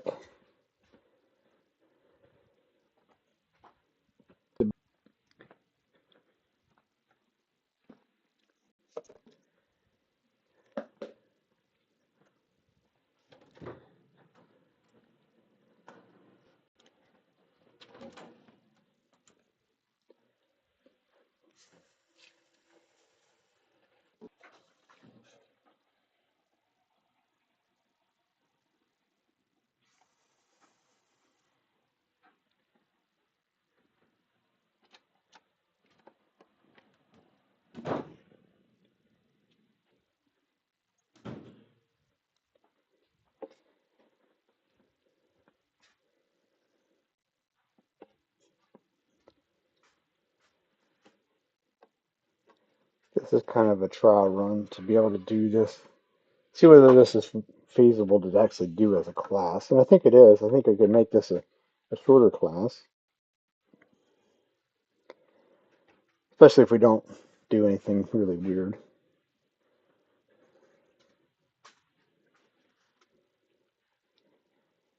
So water, same sandpaper. This is a wet dry sandpaper.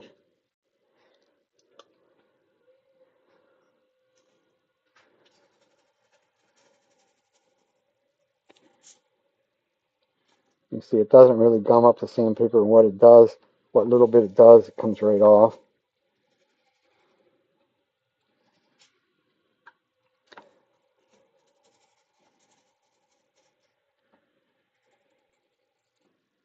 I also started with 220. Definitely when I'm doing anything with the resins, I'm going to start off as fine as what I possibly can, which 220 is probably as far back as I would want to go. If it was pure resin, I would probably start at 320 because the resin sands so much easier than wood does for whatever reason. Just want to keep it nice and wet, get a nice little slurry going in there.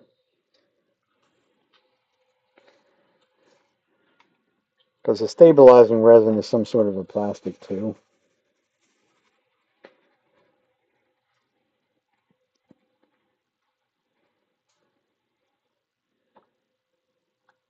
The sandpaper lasts a very long time this way because it doesn't what clogs up comes right out unless you let it dry.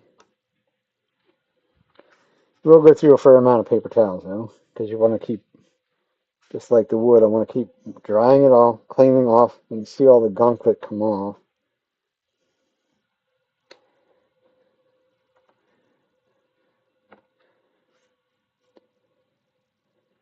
It's all wood residue.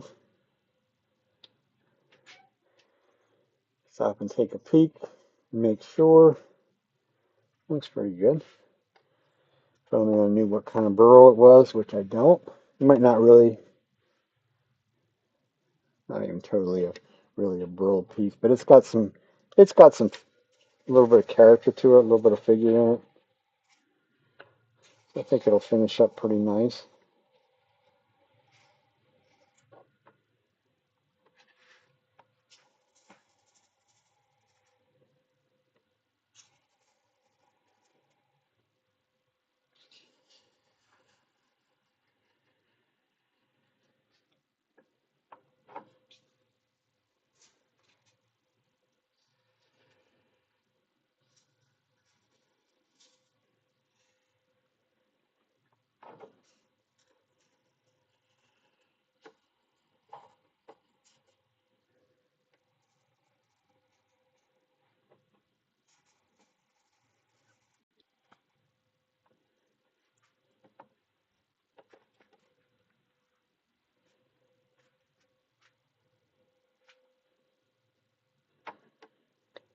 Make sure you clean them off good.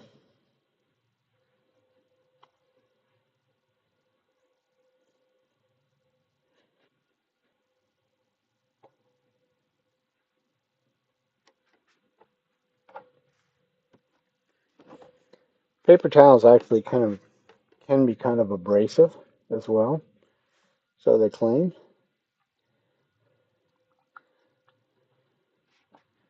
So we're on to 400.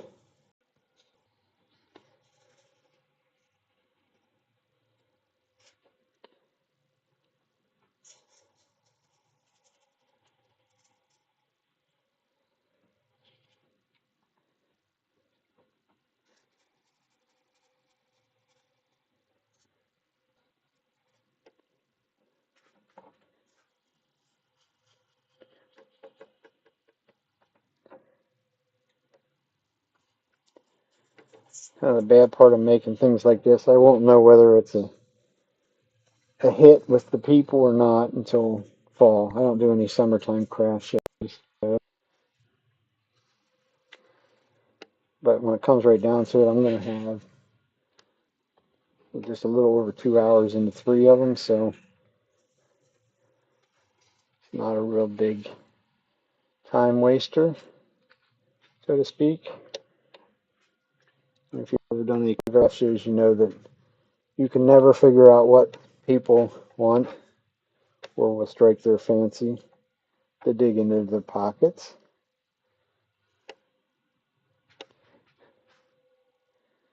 For me anymore, it's more like coming up with some new, different things to do for classes at our woodcraft store.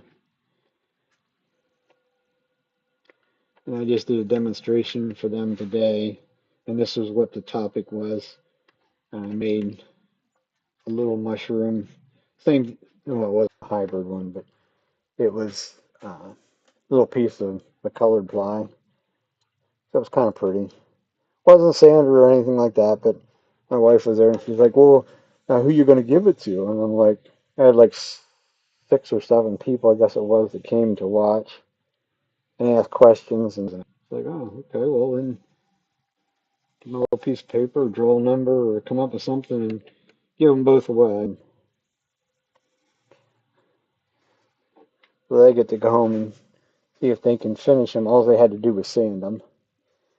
Wouldn't have taken very long at all to finish any of them.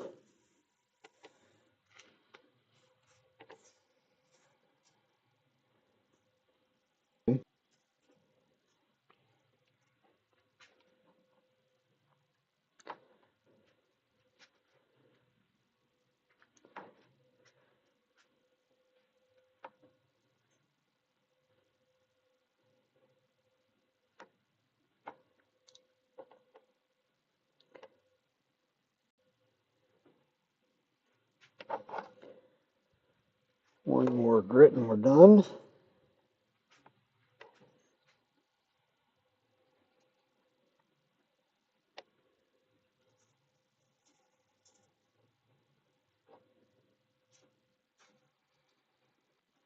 Now I'll probably have to do a little bit of something else for a little bit because this will get the same super glue treatment as all the rest did, but we've added moisture to it, so it needs to dry.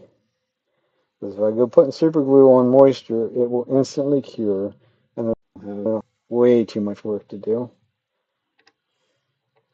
which I don't want to do.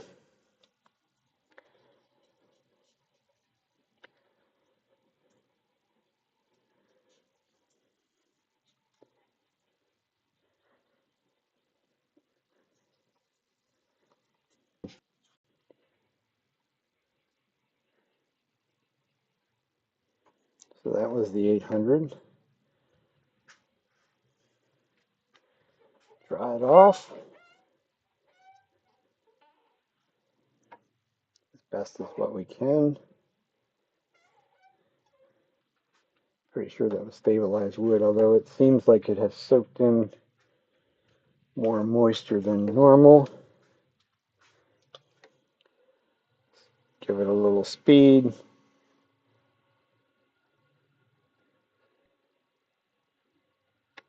See if I can get it to dry off quicker.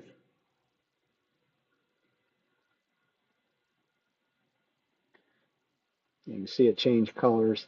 Putting a fair amount of pressure, and it's also running fairly quickly. That'll help evaporate the moisture.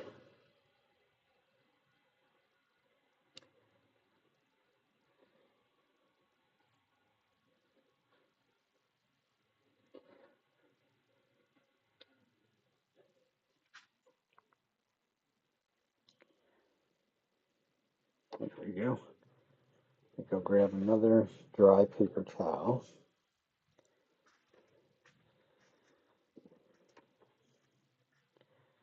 See if I can make me look like an idiot. Give it more speed yet.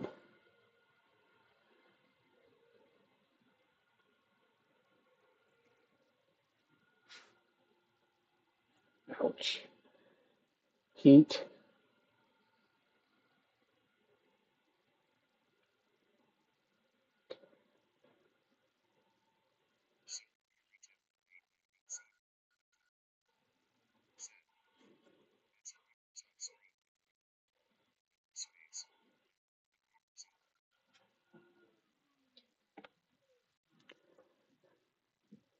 So that should be dry now. So I'll leave it spin, let it cool off. Get rid of my water and such.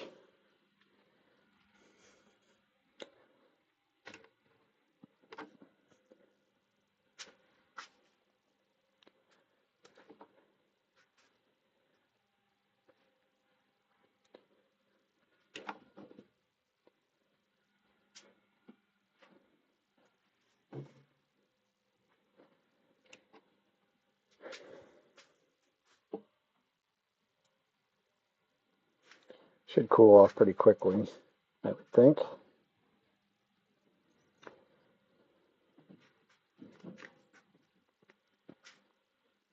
Fresh.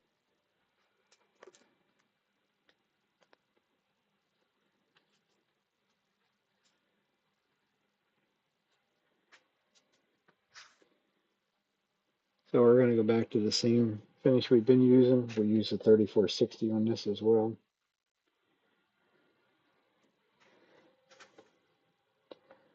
Because the 3408 does not necessarily like the resin because it's already plastic. So the 3408, when it can't soak in, it kind of gets confused and really doesn't know what to do. So it wants to sit on the surface. Plastic on plastic makes it set up quickly, as in almost instantly.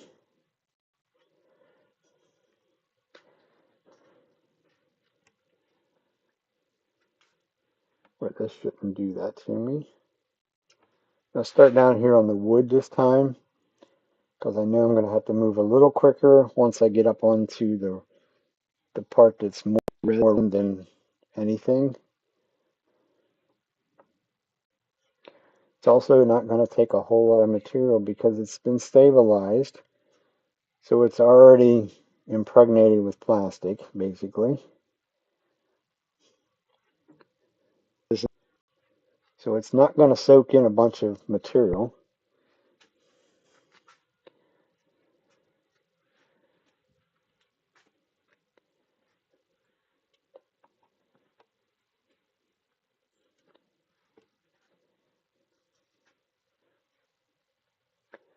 Once again, we're wiping off the excess. Notice I didn't mess around very long with this one, like I said, because it's not going to soak anything in. So there's no point in imagining that it is. Just wipe it on, get a nice little coat of it on there. So any place that will absorb in will do so. It also, with the resin parts, it fills in all them little 800 grit scratches. We just want to dry it off. And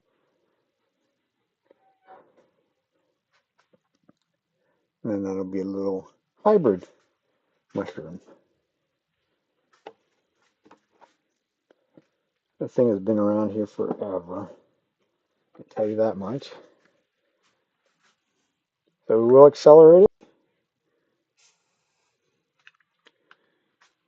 just so that we can take it off and sit it off to the side. Give it a minute to set up.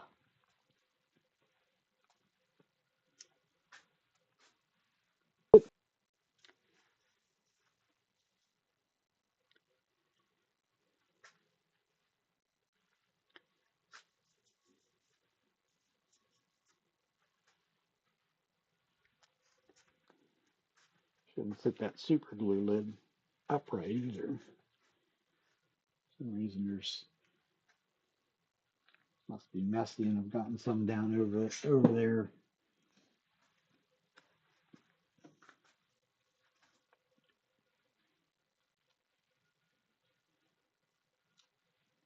Do go through a pretty good amount of gloves messing with super glue.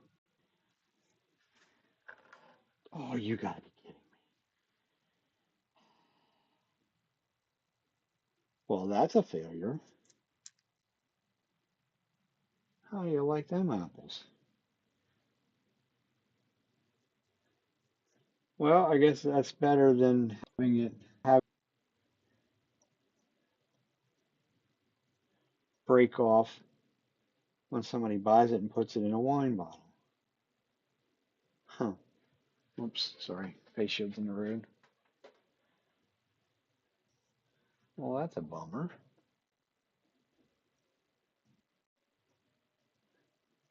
That's too much like work to have gone all that issue. Well, how do you like that?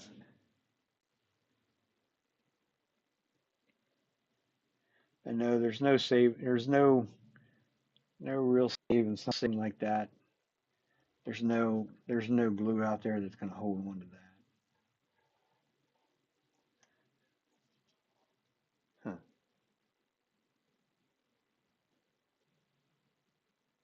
That's a lot of work for nothing. How do you like that? You win some, you lose some. I don't like losing them for that though. Live and learn. Lesson learned. Don't go so cotton picking thin down there. That's down. That down in underneath there is a little better, a little quarter of an inch. But since this is kind of a sort of a burly kind of a piece, the grain is not necessarily running straight up through, so that made it weak.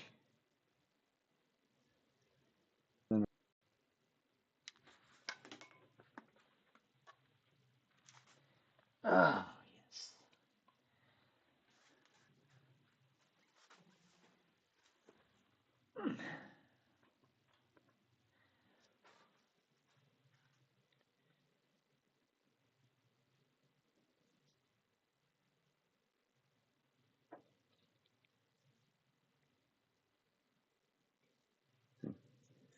And there's nothing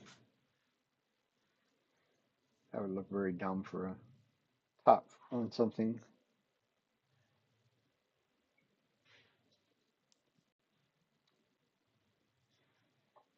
Oh well, such is life.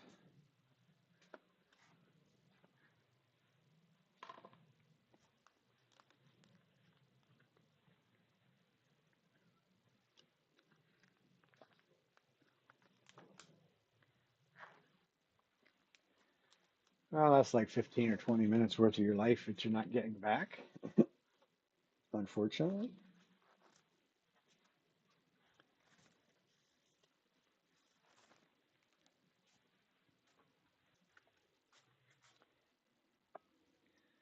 I don't think, thinking I had a couple of those like that. I don't believe that I do. You have ones that are colored pencils that I never really had a whole lot of luck with.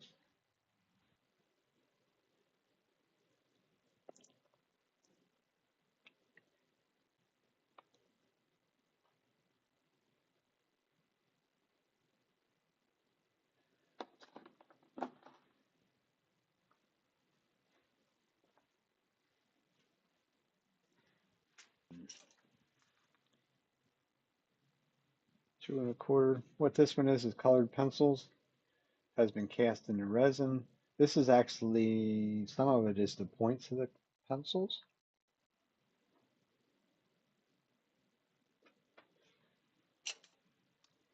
Maybe I'll just mess with that a little bit. Hard part with this one will be to try and find some sort of a center.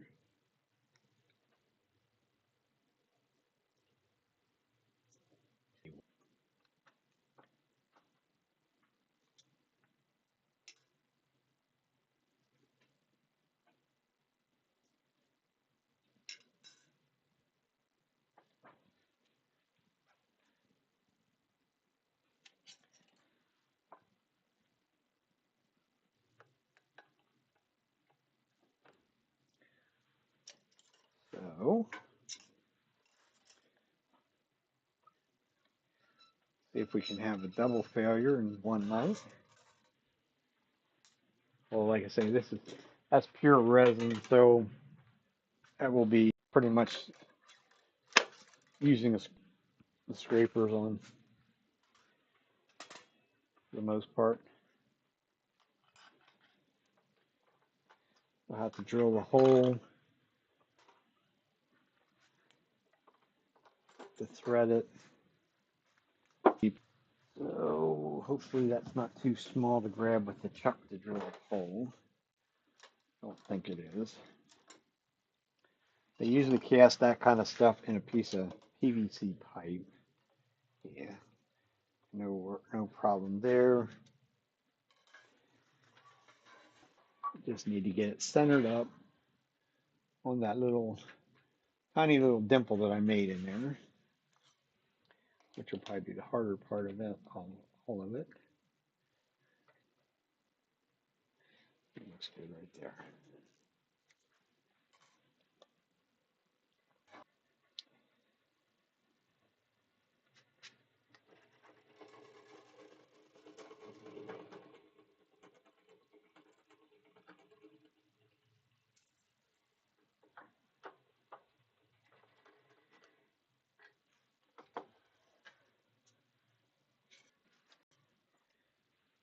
Probably didn't tighten that real tight. I'll tighten it up a little tighter. I got to clean up that end.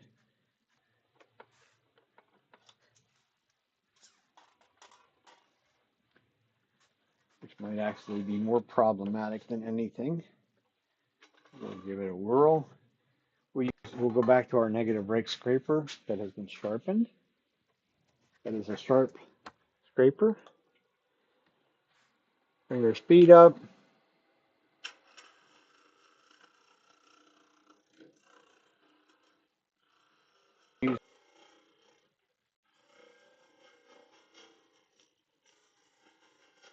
Get rid of all that lovely paper from whatever. Probably stuck him fast to a piece of paper or something. Not totally sure on that number. So we want our little wreaths again.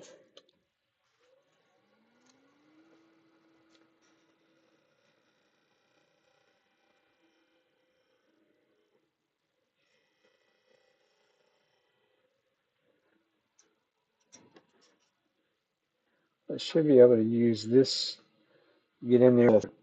I just go in and sneak in a little bit and literally drag that point across out to my scribe line.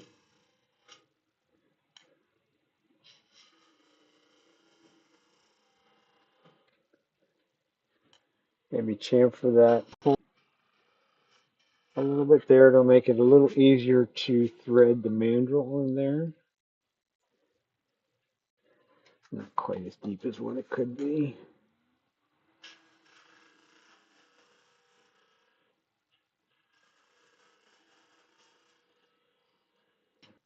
I like about a 1/16 of an inch in there. Don't ask me why, but that's just what I've done with them in the past. These colored pencil ones, I can tell you, can usually are very frustrating because you can't necessarily keep the lead in the pencils when it becomes halfway or thereabouts.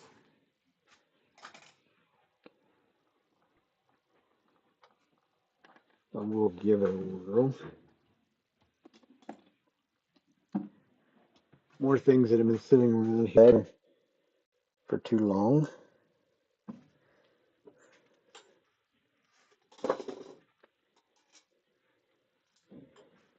I have a whole bunch of colored stencils there for a while, and then that's coming up again here in the next month or so when all the little kiddies go back to school and they get their school supplies. And then lo and behold, then we're going to have all the Targets and all them places will have 10 tons of colored pencils and things like that sitting around on their shelves that they don't want no more, and they sell them for mere pennies. See, this threads really easily because it's plastic, so it's lubricating as it goes. Doesn't mean we don't want to stop and tap out the excess for sure.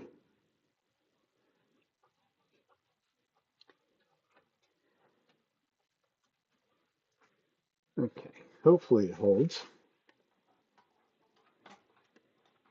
That's kind of another problem because there is pencils right there on that end.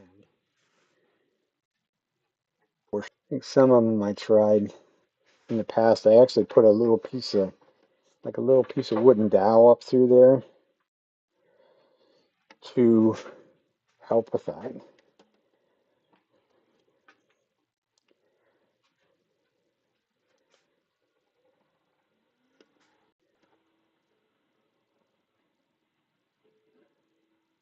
A little bit of pressure.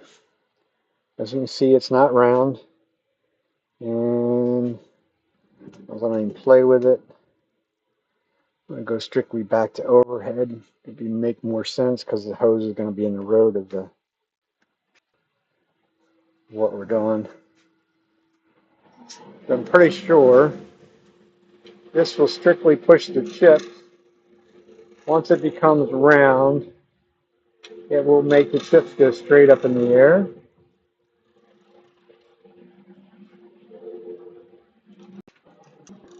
At this point now, it's out of round.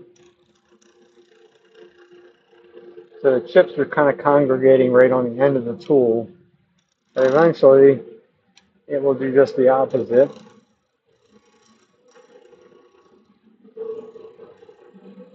Let's throw a stream of chips straight up in the air, as it's starting to right there.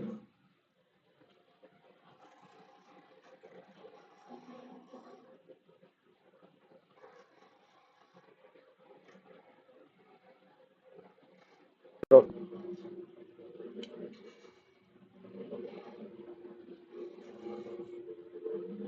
nice gentle touch on this kind of stuff.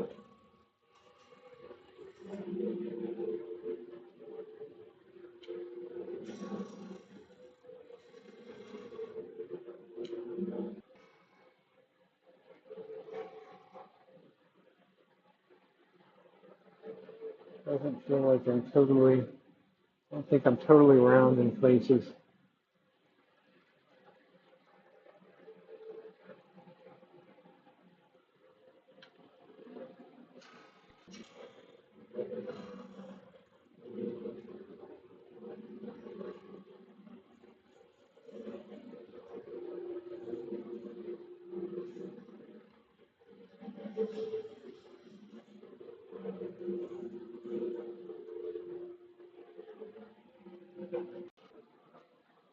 Put my little brush away. No.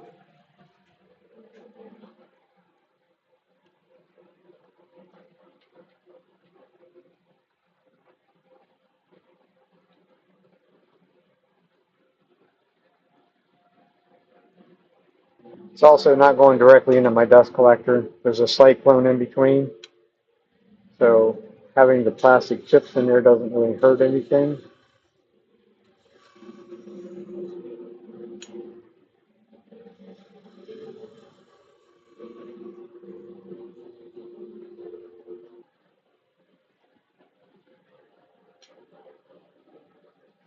Now we're going to lose some down here, so I might as well lose that right away. Maybe just a little whisper more.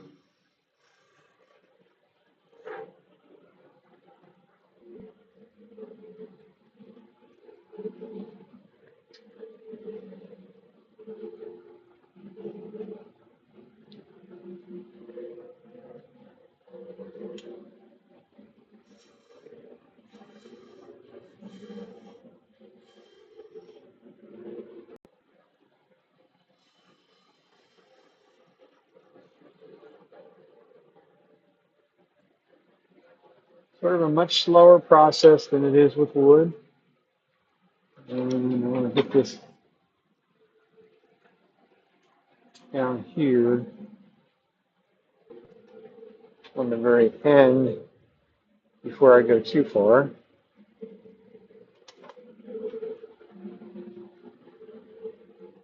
And get that semi-right.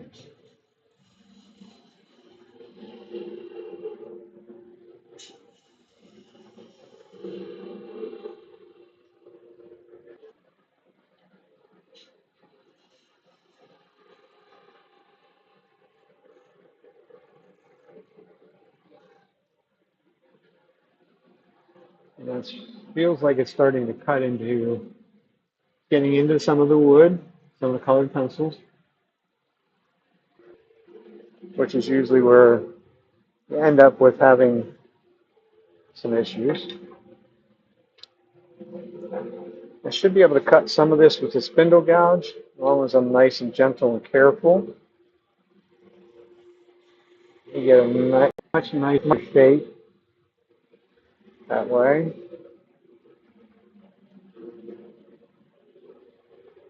Except it also means the chips stay on there.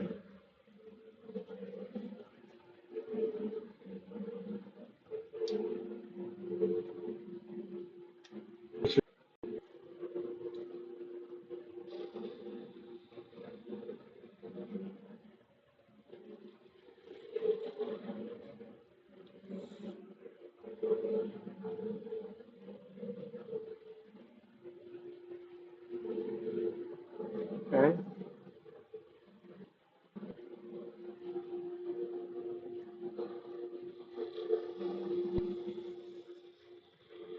A little bit longer of a curve than what I had.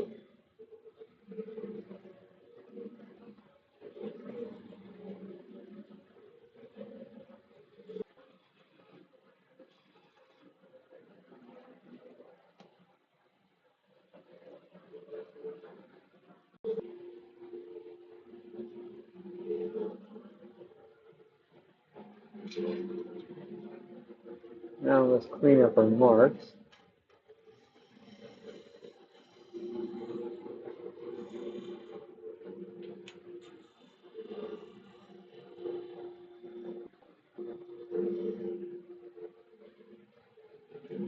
Okay.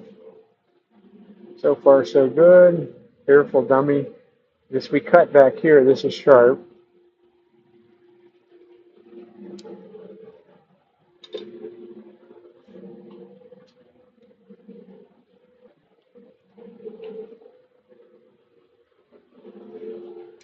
So back to our spindle gouge.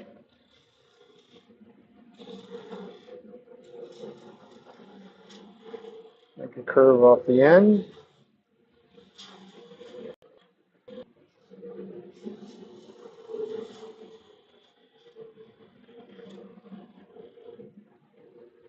Back here somewhere.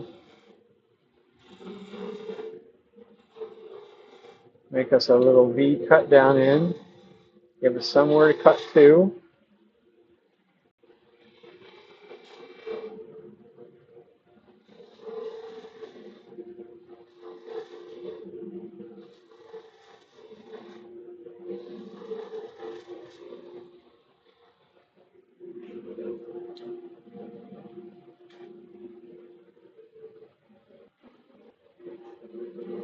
That's to close the flute the whole way. Pick up the cut. So what I didn't do, if the flute is less than 90 degrees when the tip touches, it wants to skate back for you.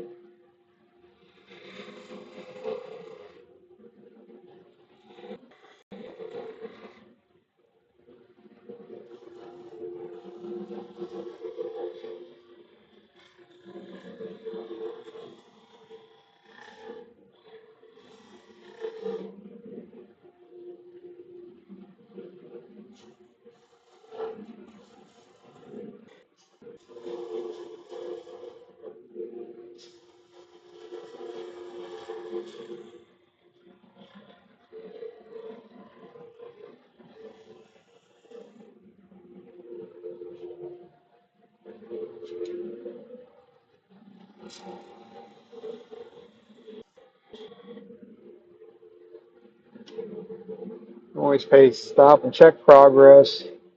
You see we got little points of colored pencil. There's some less than, some of them they have a tendency to pop out on you, which is kind of the irritating part with them. So far so good. We learned our lesson. We won't make this real thin in there.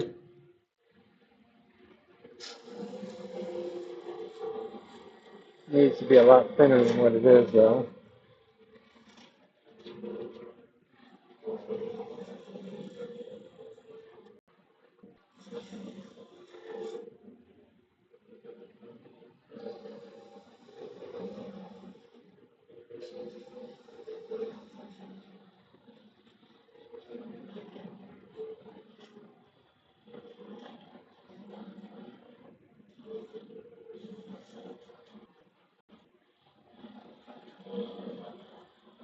Nice little light cuts gives you a better result with this kind of stuff.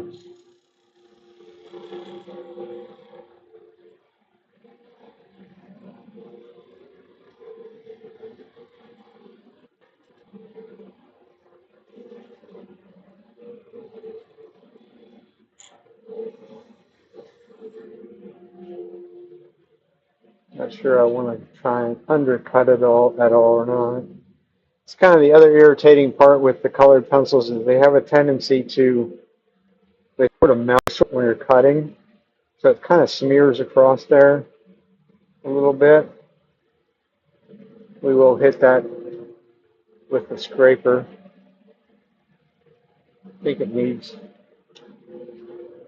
I'm not going to go much thinner on the stem. I'm going to undercut it a little bit though.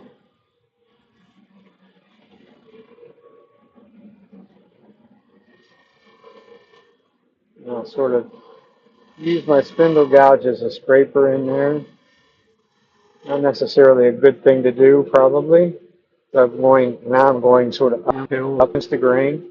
It did not work. It's leaving chatter marks.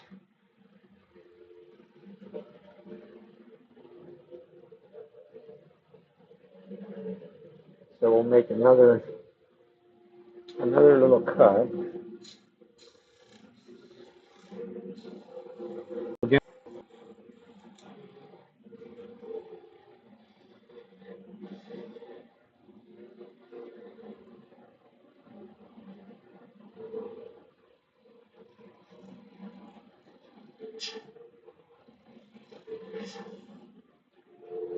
looks like it's still smearing them across. Of course, it's got to be a red one. Yeah.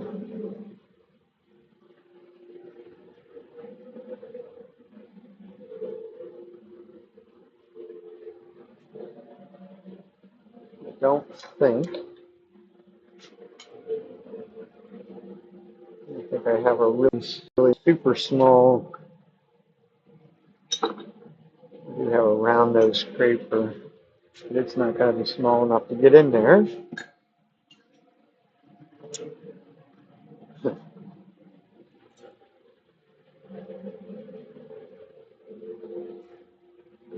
I'll do as much of it as I can.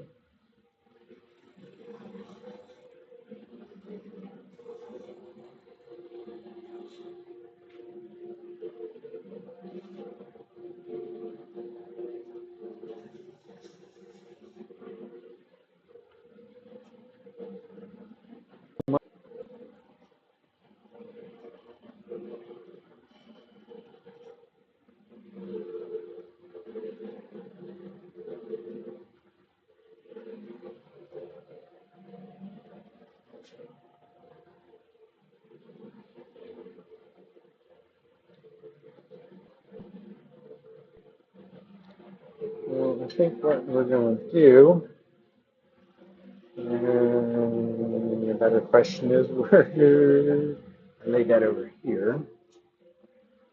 At this point, we're not going to wet sand it though. Eventually, that's what it'll get. I think the last time I did any of these, quite some time ago.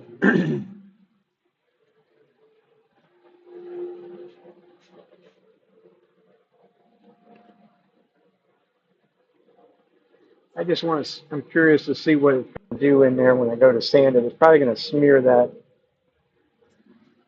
even more yet, pretty much.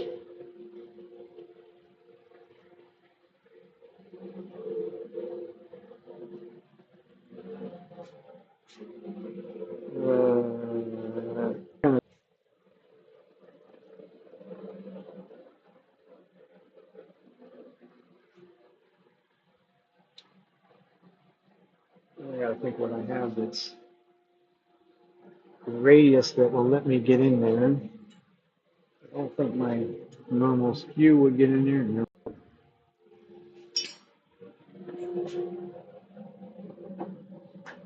I do have some of the little micro tools. No, that's a straight.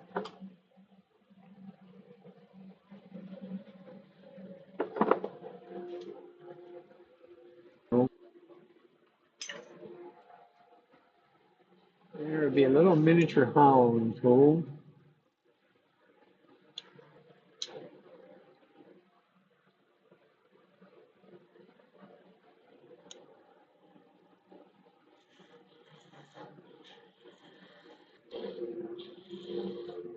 Still not going to let me get the whole way to the bottom.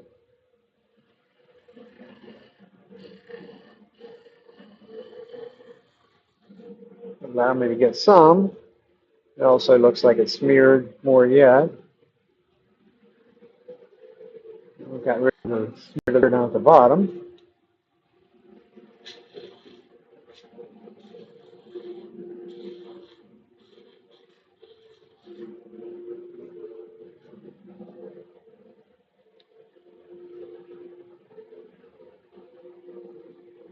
No, not doing what I wanted to do. You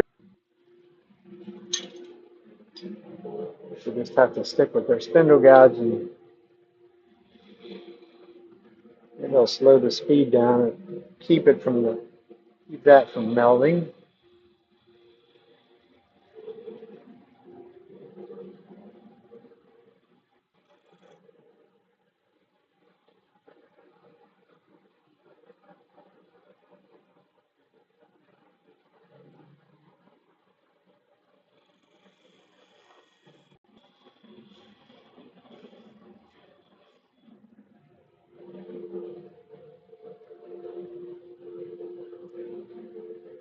Better.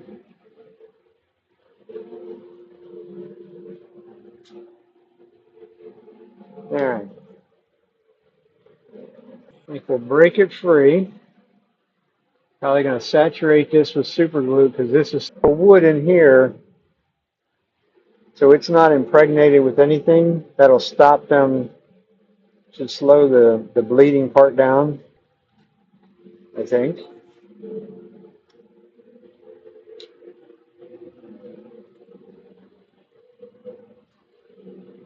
Still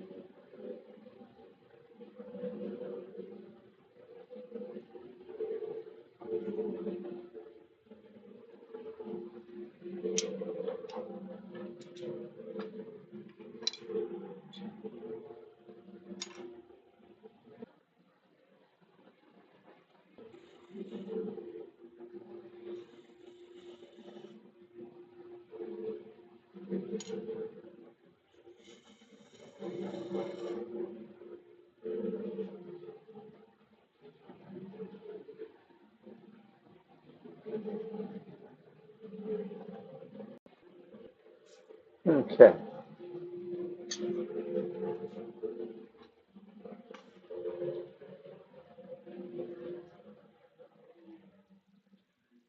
so get glove. Let's go back to the 3460. It will should seal that wood part up, and then we should be able to go over and sand that. We'll give it just a tiny bit of time to set up because when I put water on there, it's going to do what it likes to do, and that would be set up instantly. Be nice and slow.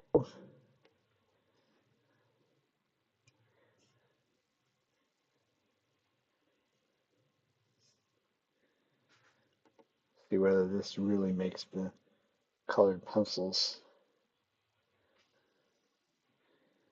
run, bleed.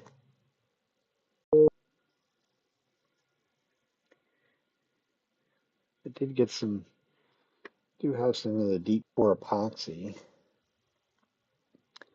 It's kind of a trial, another one of them trial and error kind of things that maybe I'll take a big handful of colored pencils, put them in a piece of plastic pipe and fill it full of the deep pore epoxy, which takes like 3 days for it to dry, and it probably, maybe, would soak into it and sort of stabilize these.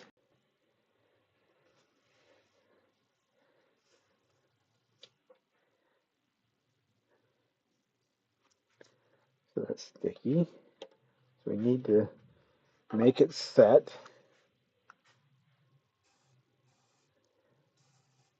Use way more than what I would have anything else. I'm just trying to make it set up quickly.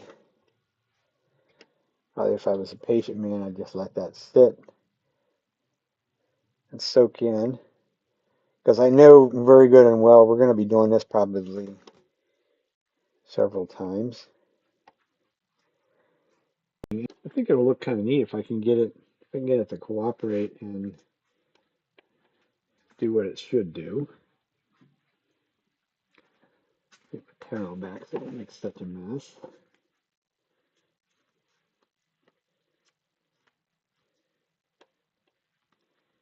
Keep the glove handy because, like I say, we're going to be doing this several times, I'm sure.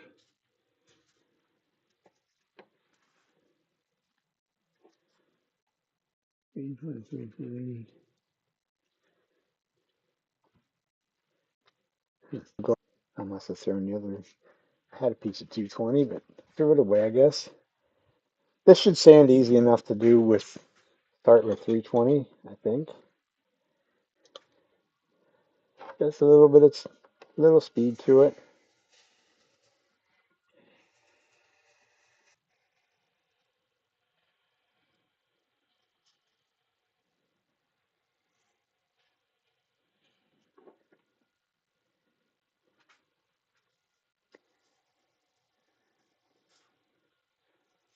Need to get the tool marks out of here is really what I'm after.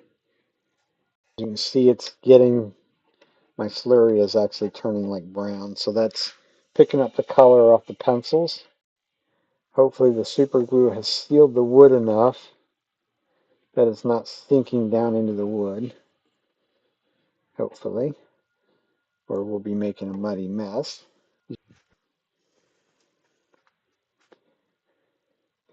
We'll find out here very directly. And we are not making a muddy mess, although it comes off the paper towel that it is a muddy mess. There'll definitely be some because there's some black colored pencil. Probably really should not have left a black colored pencil in there.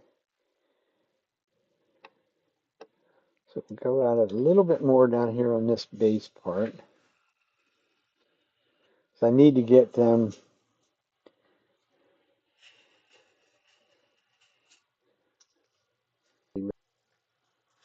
There was some ridges down in there.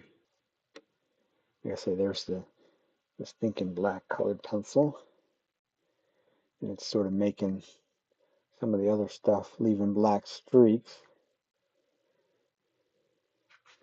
Not what I wanted it to do, for sure.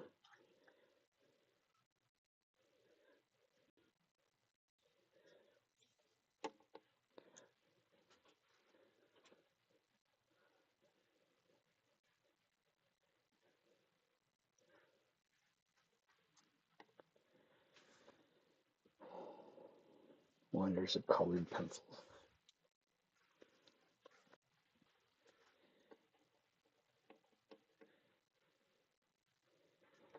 Let's see. It's 320. Let's do a little bit of 400.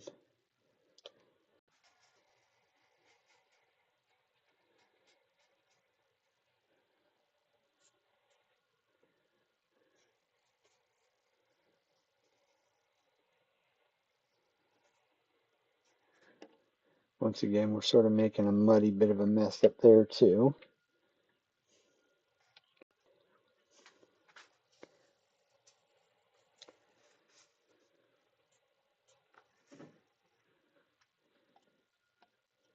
Just trying to smooth it out a little bit.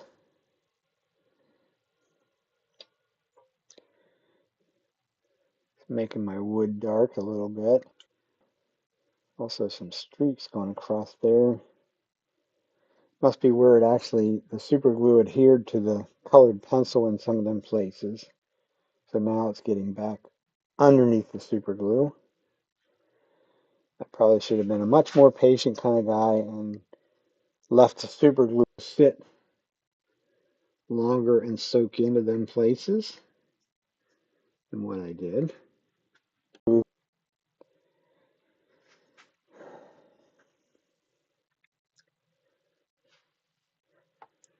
Now we're sort of making a bit of a muddy kind of a mess there.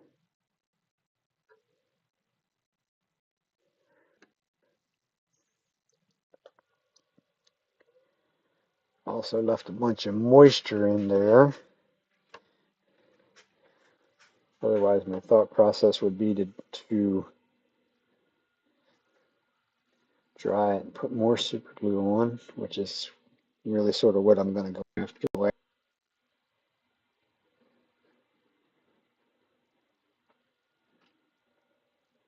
Pull more and more of that black out. It's not going to pull it out of the grain.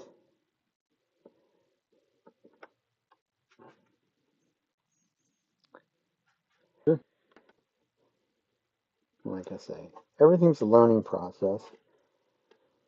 So, let's get our sandpaper out of the road. I think I'm actually going to recut that area a little bit.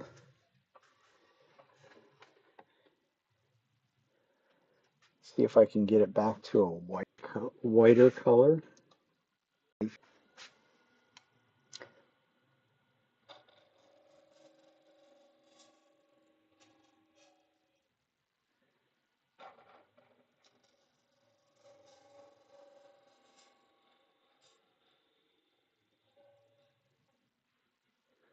See whether this is doing any good. Yes, good. Now it doesn't look like it's a muddy mess.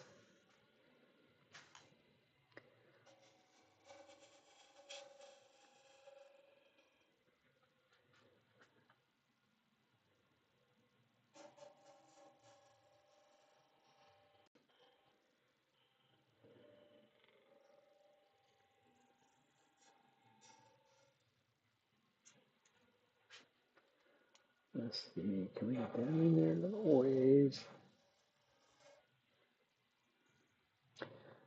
Let's see what we did up here. There's not a lot of the colored pencil sticking out up here, or at least the wood part on the very top, so that's kind of a plus. There's still some area down in there that's kind of going to be a little bit of a problem child in a way.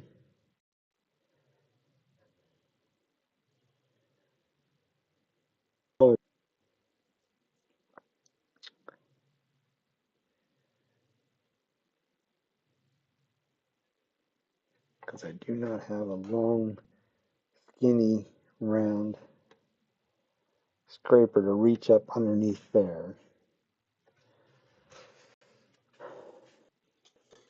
Even though this little guy is definitely small enough to get in there, I'm not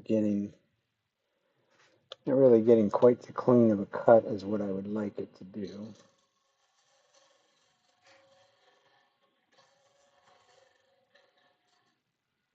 Still leaves a little bit up underneath that I just can't get to. You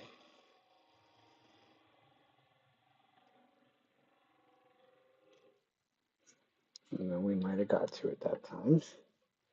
Left a little ridge, other little ridges. When it's sort of melding underneath the colored pencils is what it does, because the bevel sliding along there is creating enough friction, enough heat to sort of meld them a little bit.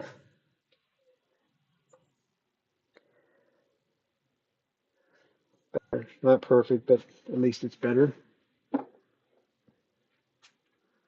Other than actually trying to grind a little scraper to get up in there, I'm not really overly interested in doing that. I think we're going to say that's going to be not good enough because I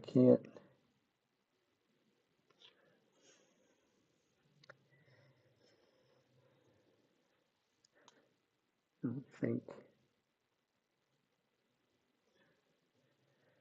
And if I change the profile of that,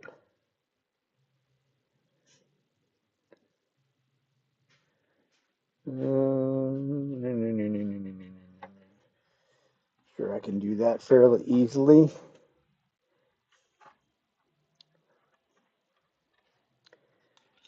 Match my angle. So this doesn't have much of an angle on it to start with. Bevel angle.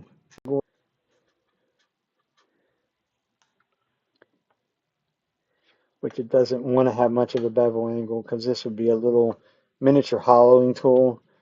So the more of a bevel angle it has, the more aggressive it becomes. And when you're inside something that's small, like a hollow globe ornament of some sort, you certainly don't want this thing to be aggressive.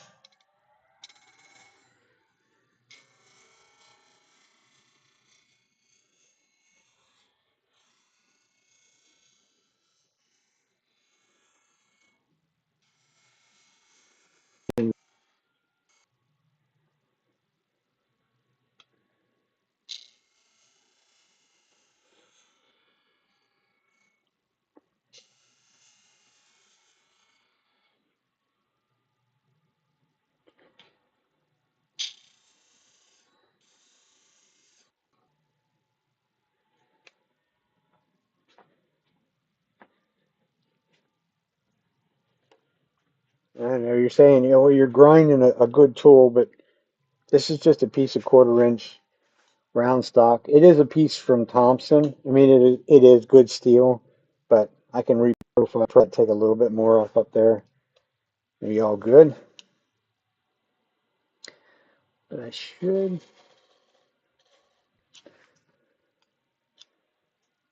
Come on, let go.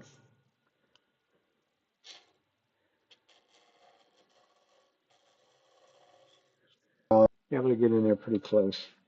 Probably could change the profile a little bit more than what it is. But I got rid of the big ridges. That's really all I know it's a lot of work to get rid of a couple little ridges, but I'm pretty fussy, so.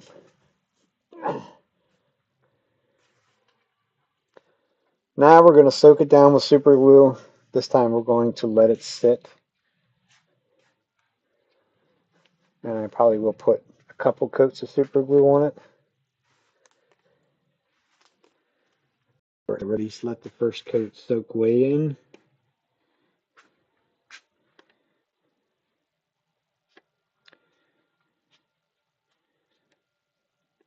This will probably be one that will do just a buildup of super glue. And then we'll sand the super glue down. That's why I was very interested in getting rid of those ridges down there, because the the simplicity of this is going to be get enough super glue on it, and then we will only be sanding super glue rather than sanding wood and colored pencils.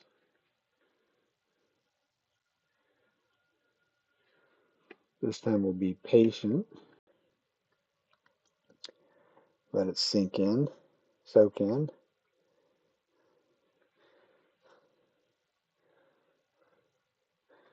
Put some more on, put lots on, might be better.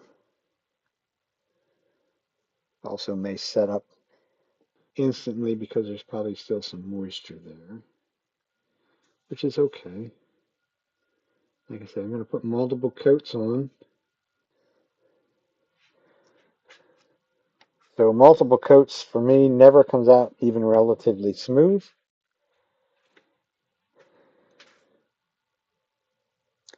Yeah, it's setting up.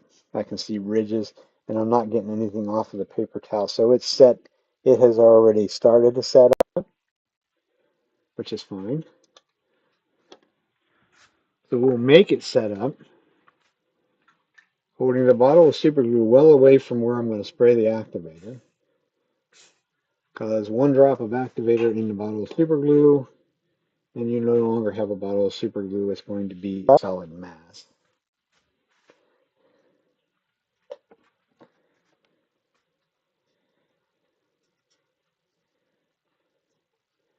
Of course, now that we sprayed activator on there, it also means wherever I put super glue on again, it's going to set up very, very quickly. So it's going to be a matter of wipe on, let it alone because it's going to set up instantly.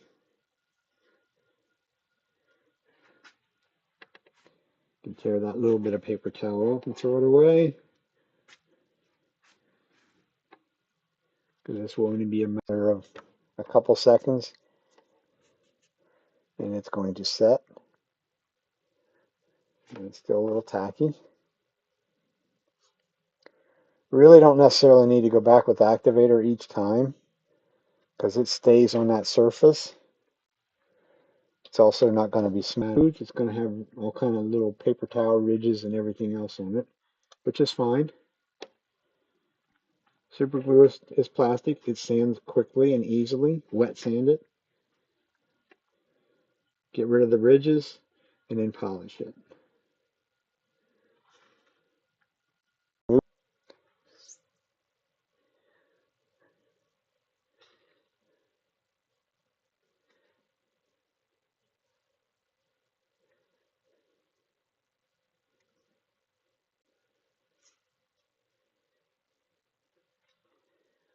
Also, is going to be a project we're not going to finish tonight, because my philosophy on that is the same thing as the pieces I did earlier. I'm going to let this fully cure. So in other words, I won't come back to this till another day, and then I'll sand it and finish it. This will get sanded back through. There you can go crazy. You can sand it up right up through all the micro mesh and all that if you want to. I have a tendency not to anymore.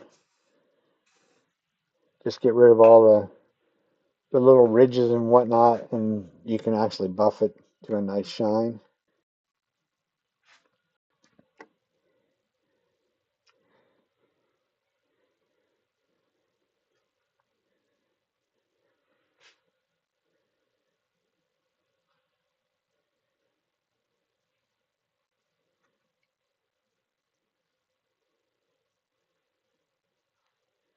Saw one of the pen turners at our wood turning club said about using the fun foam to put the super glue on, you get a smoother job. And maybe it does for him. Didn't work for me. So I don't do pens anyhow, but if I want to do multiple coats, to me it's just as quick and easy just to kind of semi slop through them in a way. You will use a lot more activator when you start screwing around with this.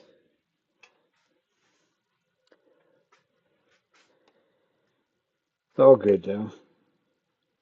Not quite set yet. Shouldn't touch the paper towel to it though. It just made it worse. Be patient.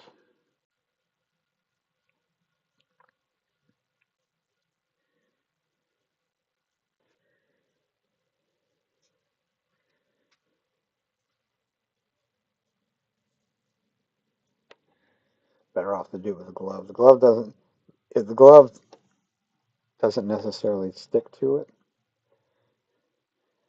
it'll drag more than anything.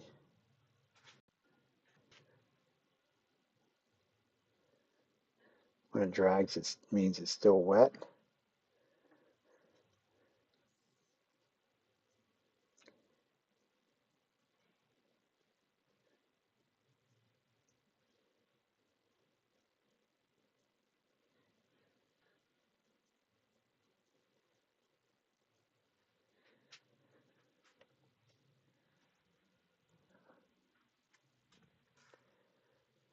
I don't know if I was a good boy, I'd be keeping count, but I'm not really keeping count. That's probably 4, maybe 5.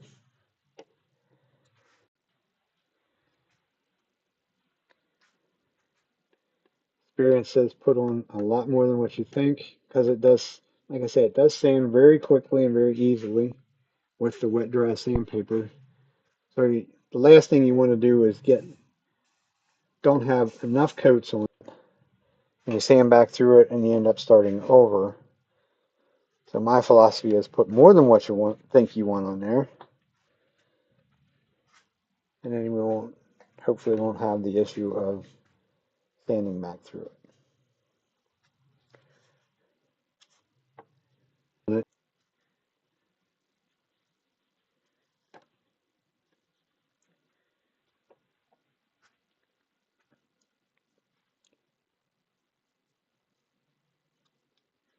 Dry.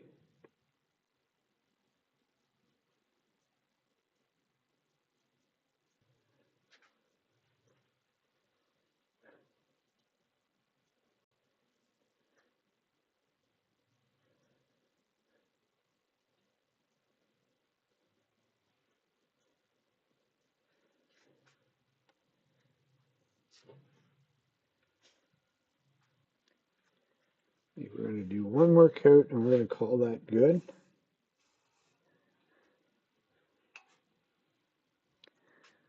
And that's going to be it for me. That's almost 3 hours. Too long.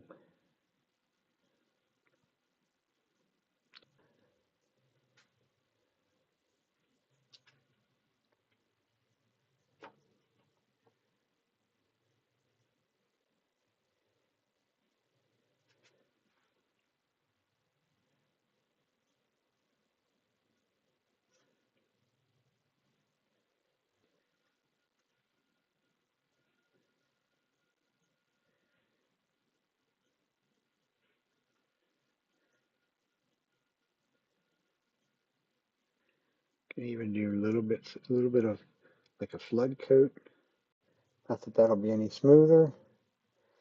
It'll just be a little thicker.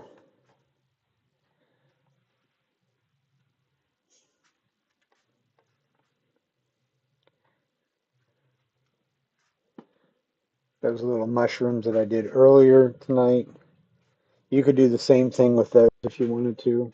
If you wanted the super high gloss design,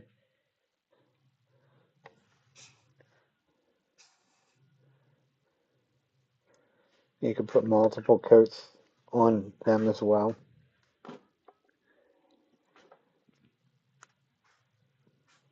But as soon as you put multiple coats on, then you're going to have to go back and resand to get all the ridges out. Because this right now is just full of ridges. Probably not quite set up yet. Looks too shiny.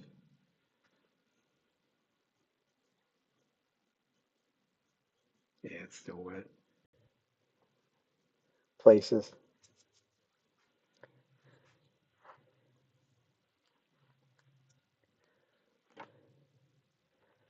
So we'll leave that go for another day.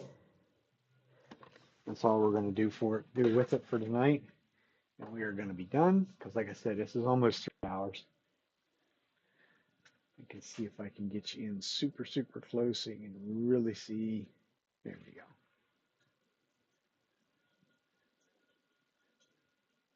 Super up close and personal. We'll give it a stop. You can see as it spins around. Yeah, you can see when I zoom in that close, you can see all the little ridges. They're super glue ridges. So think of that as if it was a piece of wood, because it's really no different. Those ridges will stand out quicker than anywhere else. And it won't, surprisingly enough, it really won't take a whole lot of time to wet sand out and get it back to something hopefully nice. We'll see. And then won't be next week. Next week I got a class, so it'll be 2 weeks from now. We'll come back and we'll finish all these up, or at least finish that one. The other ones I probably will finish some other day, maybe. I'll take care of my wet sandpaper.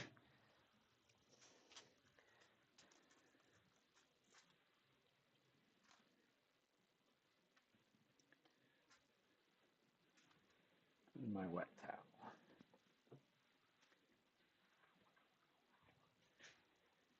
Anybody have any questions, comments?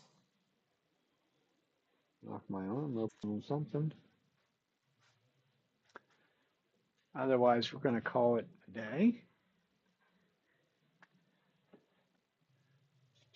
Like I said, we'll be back 2 weeks from now. Unless I get really energetic, I'm off tomorrow, so I'll maybe really energetic and come back and try and finish this little guy up tomorrow night.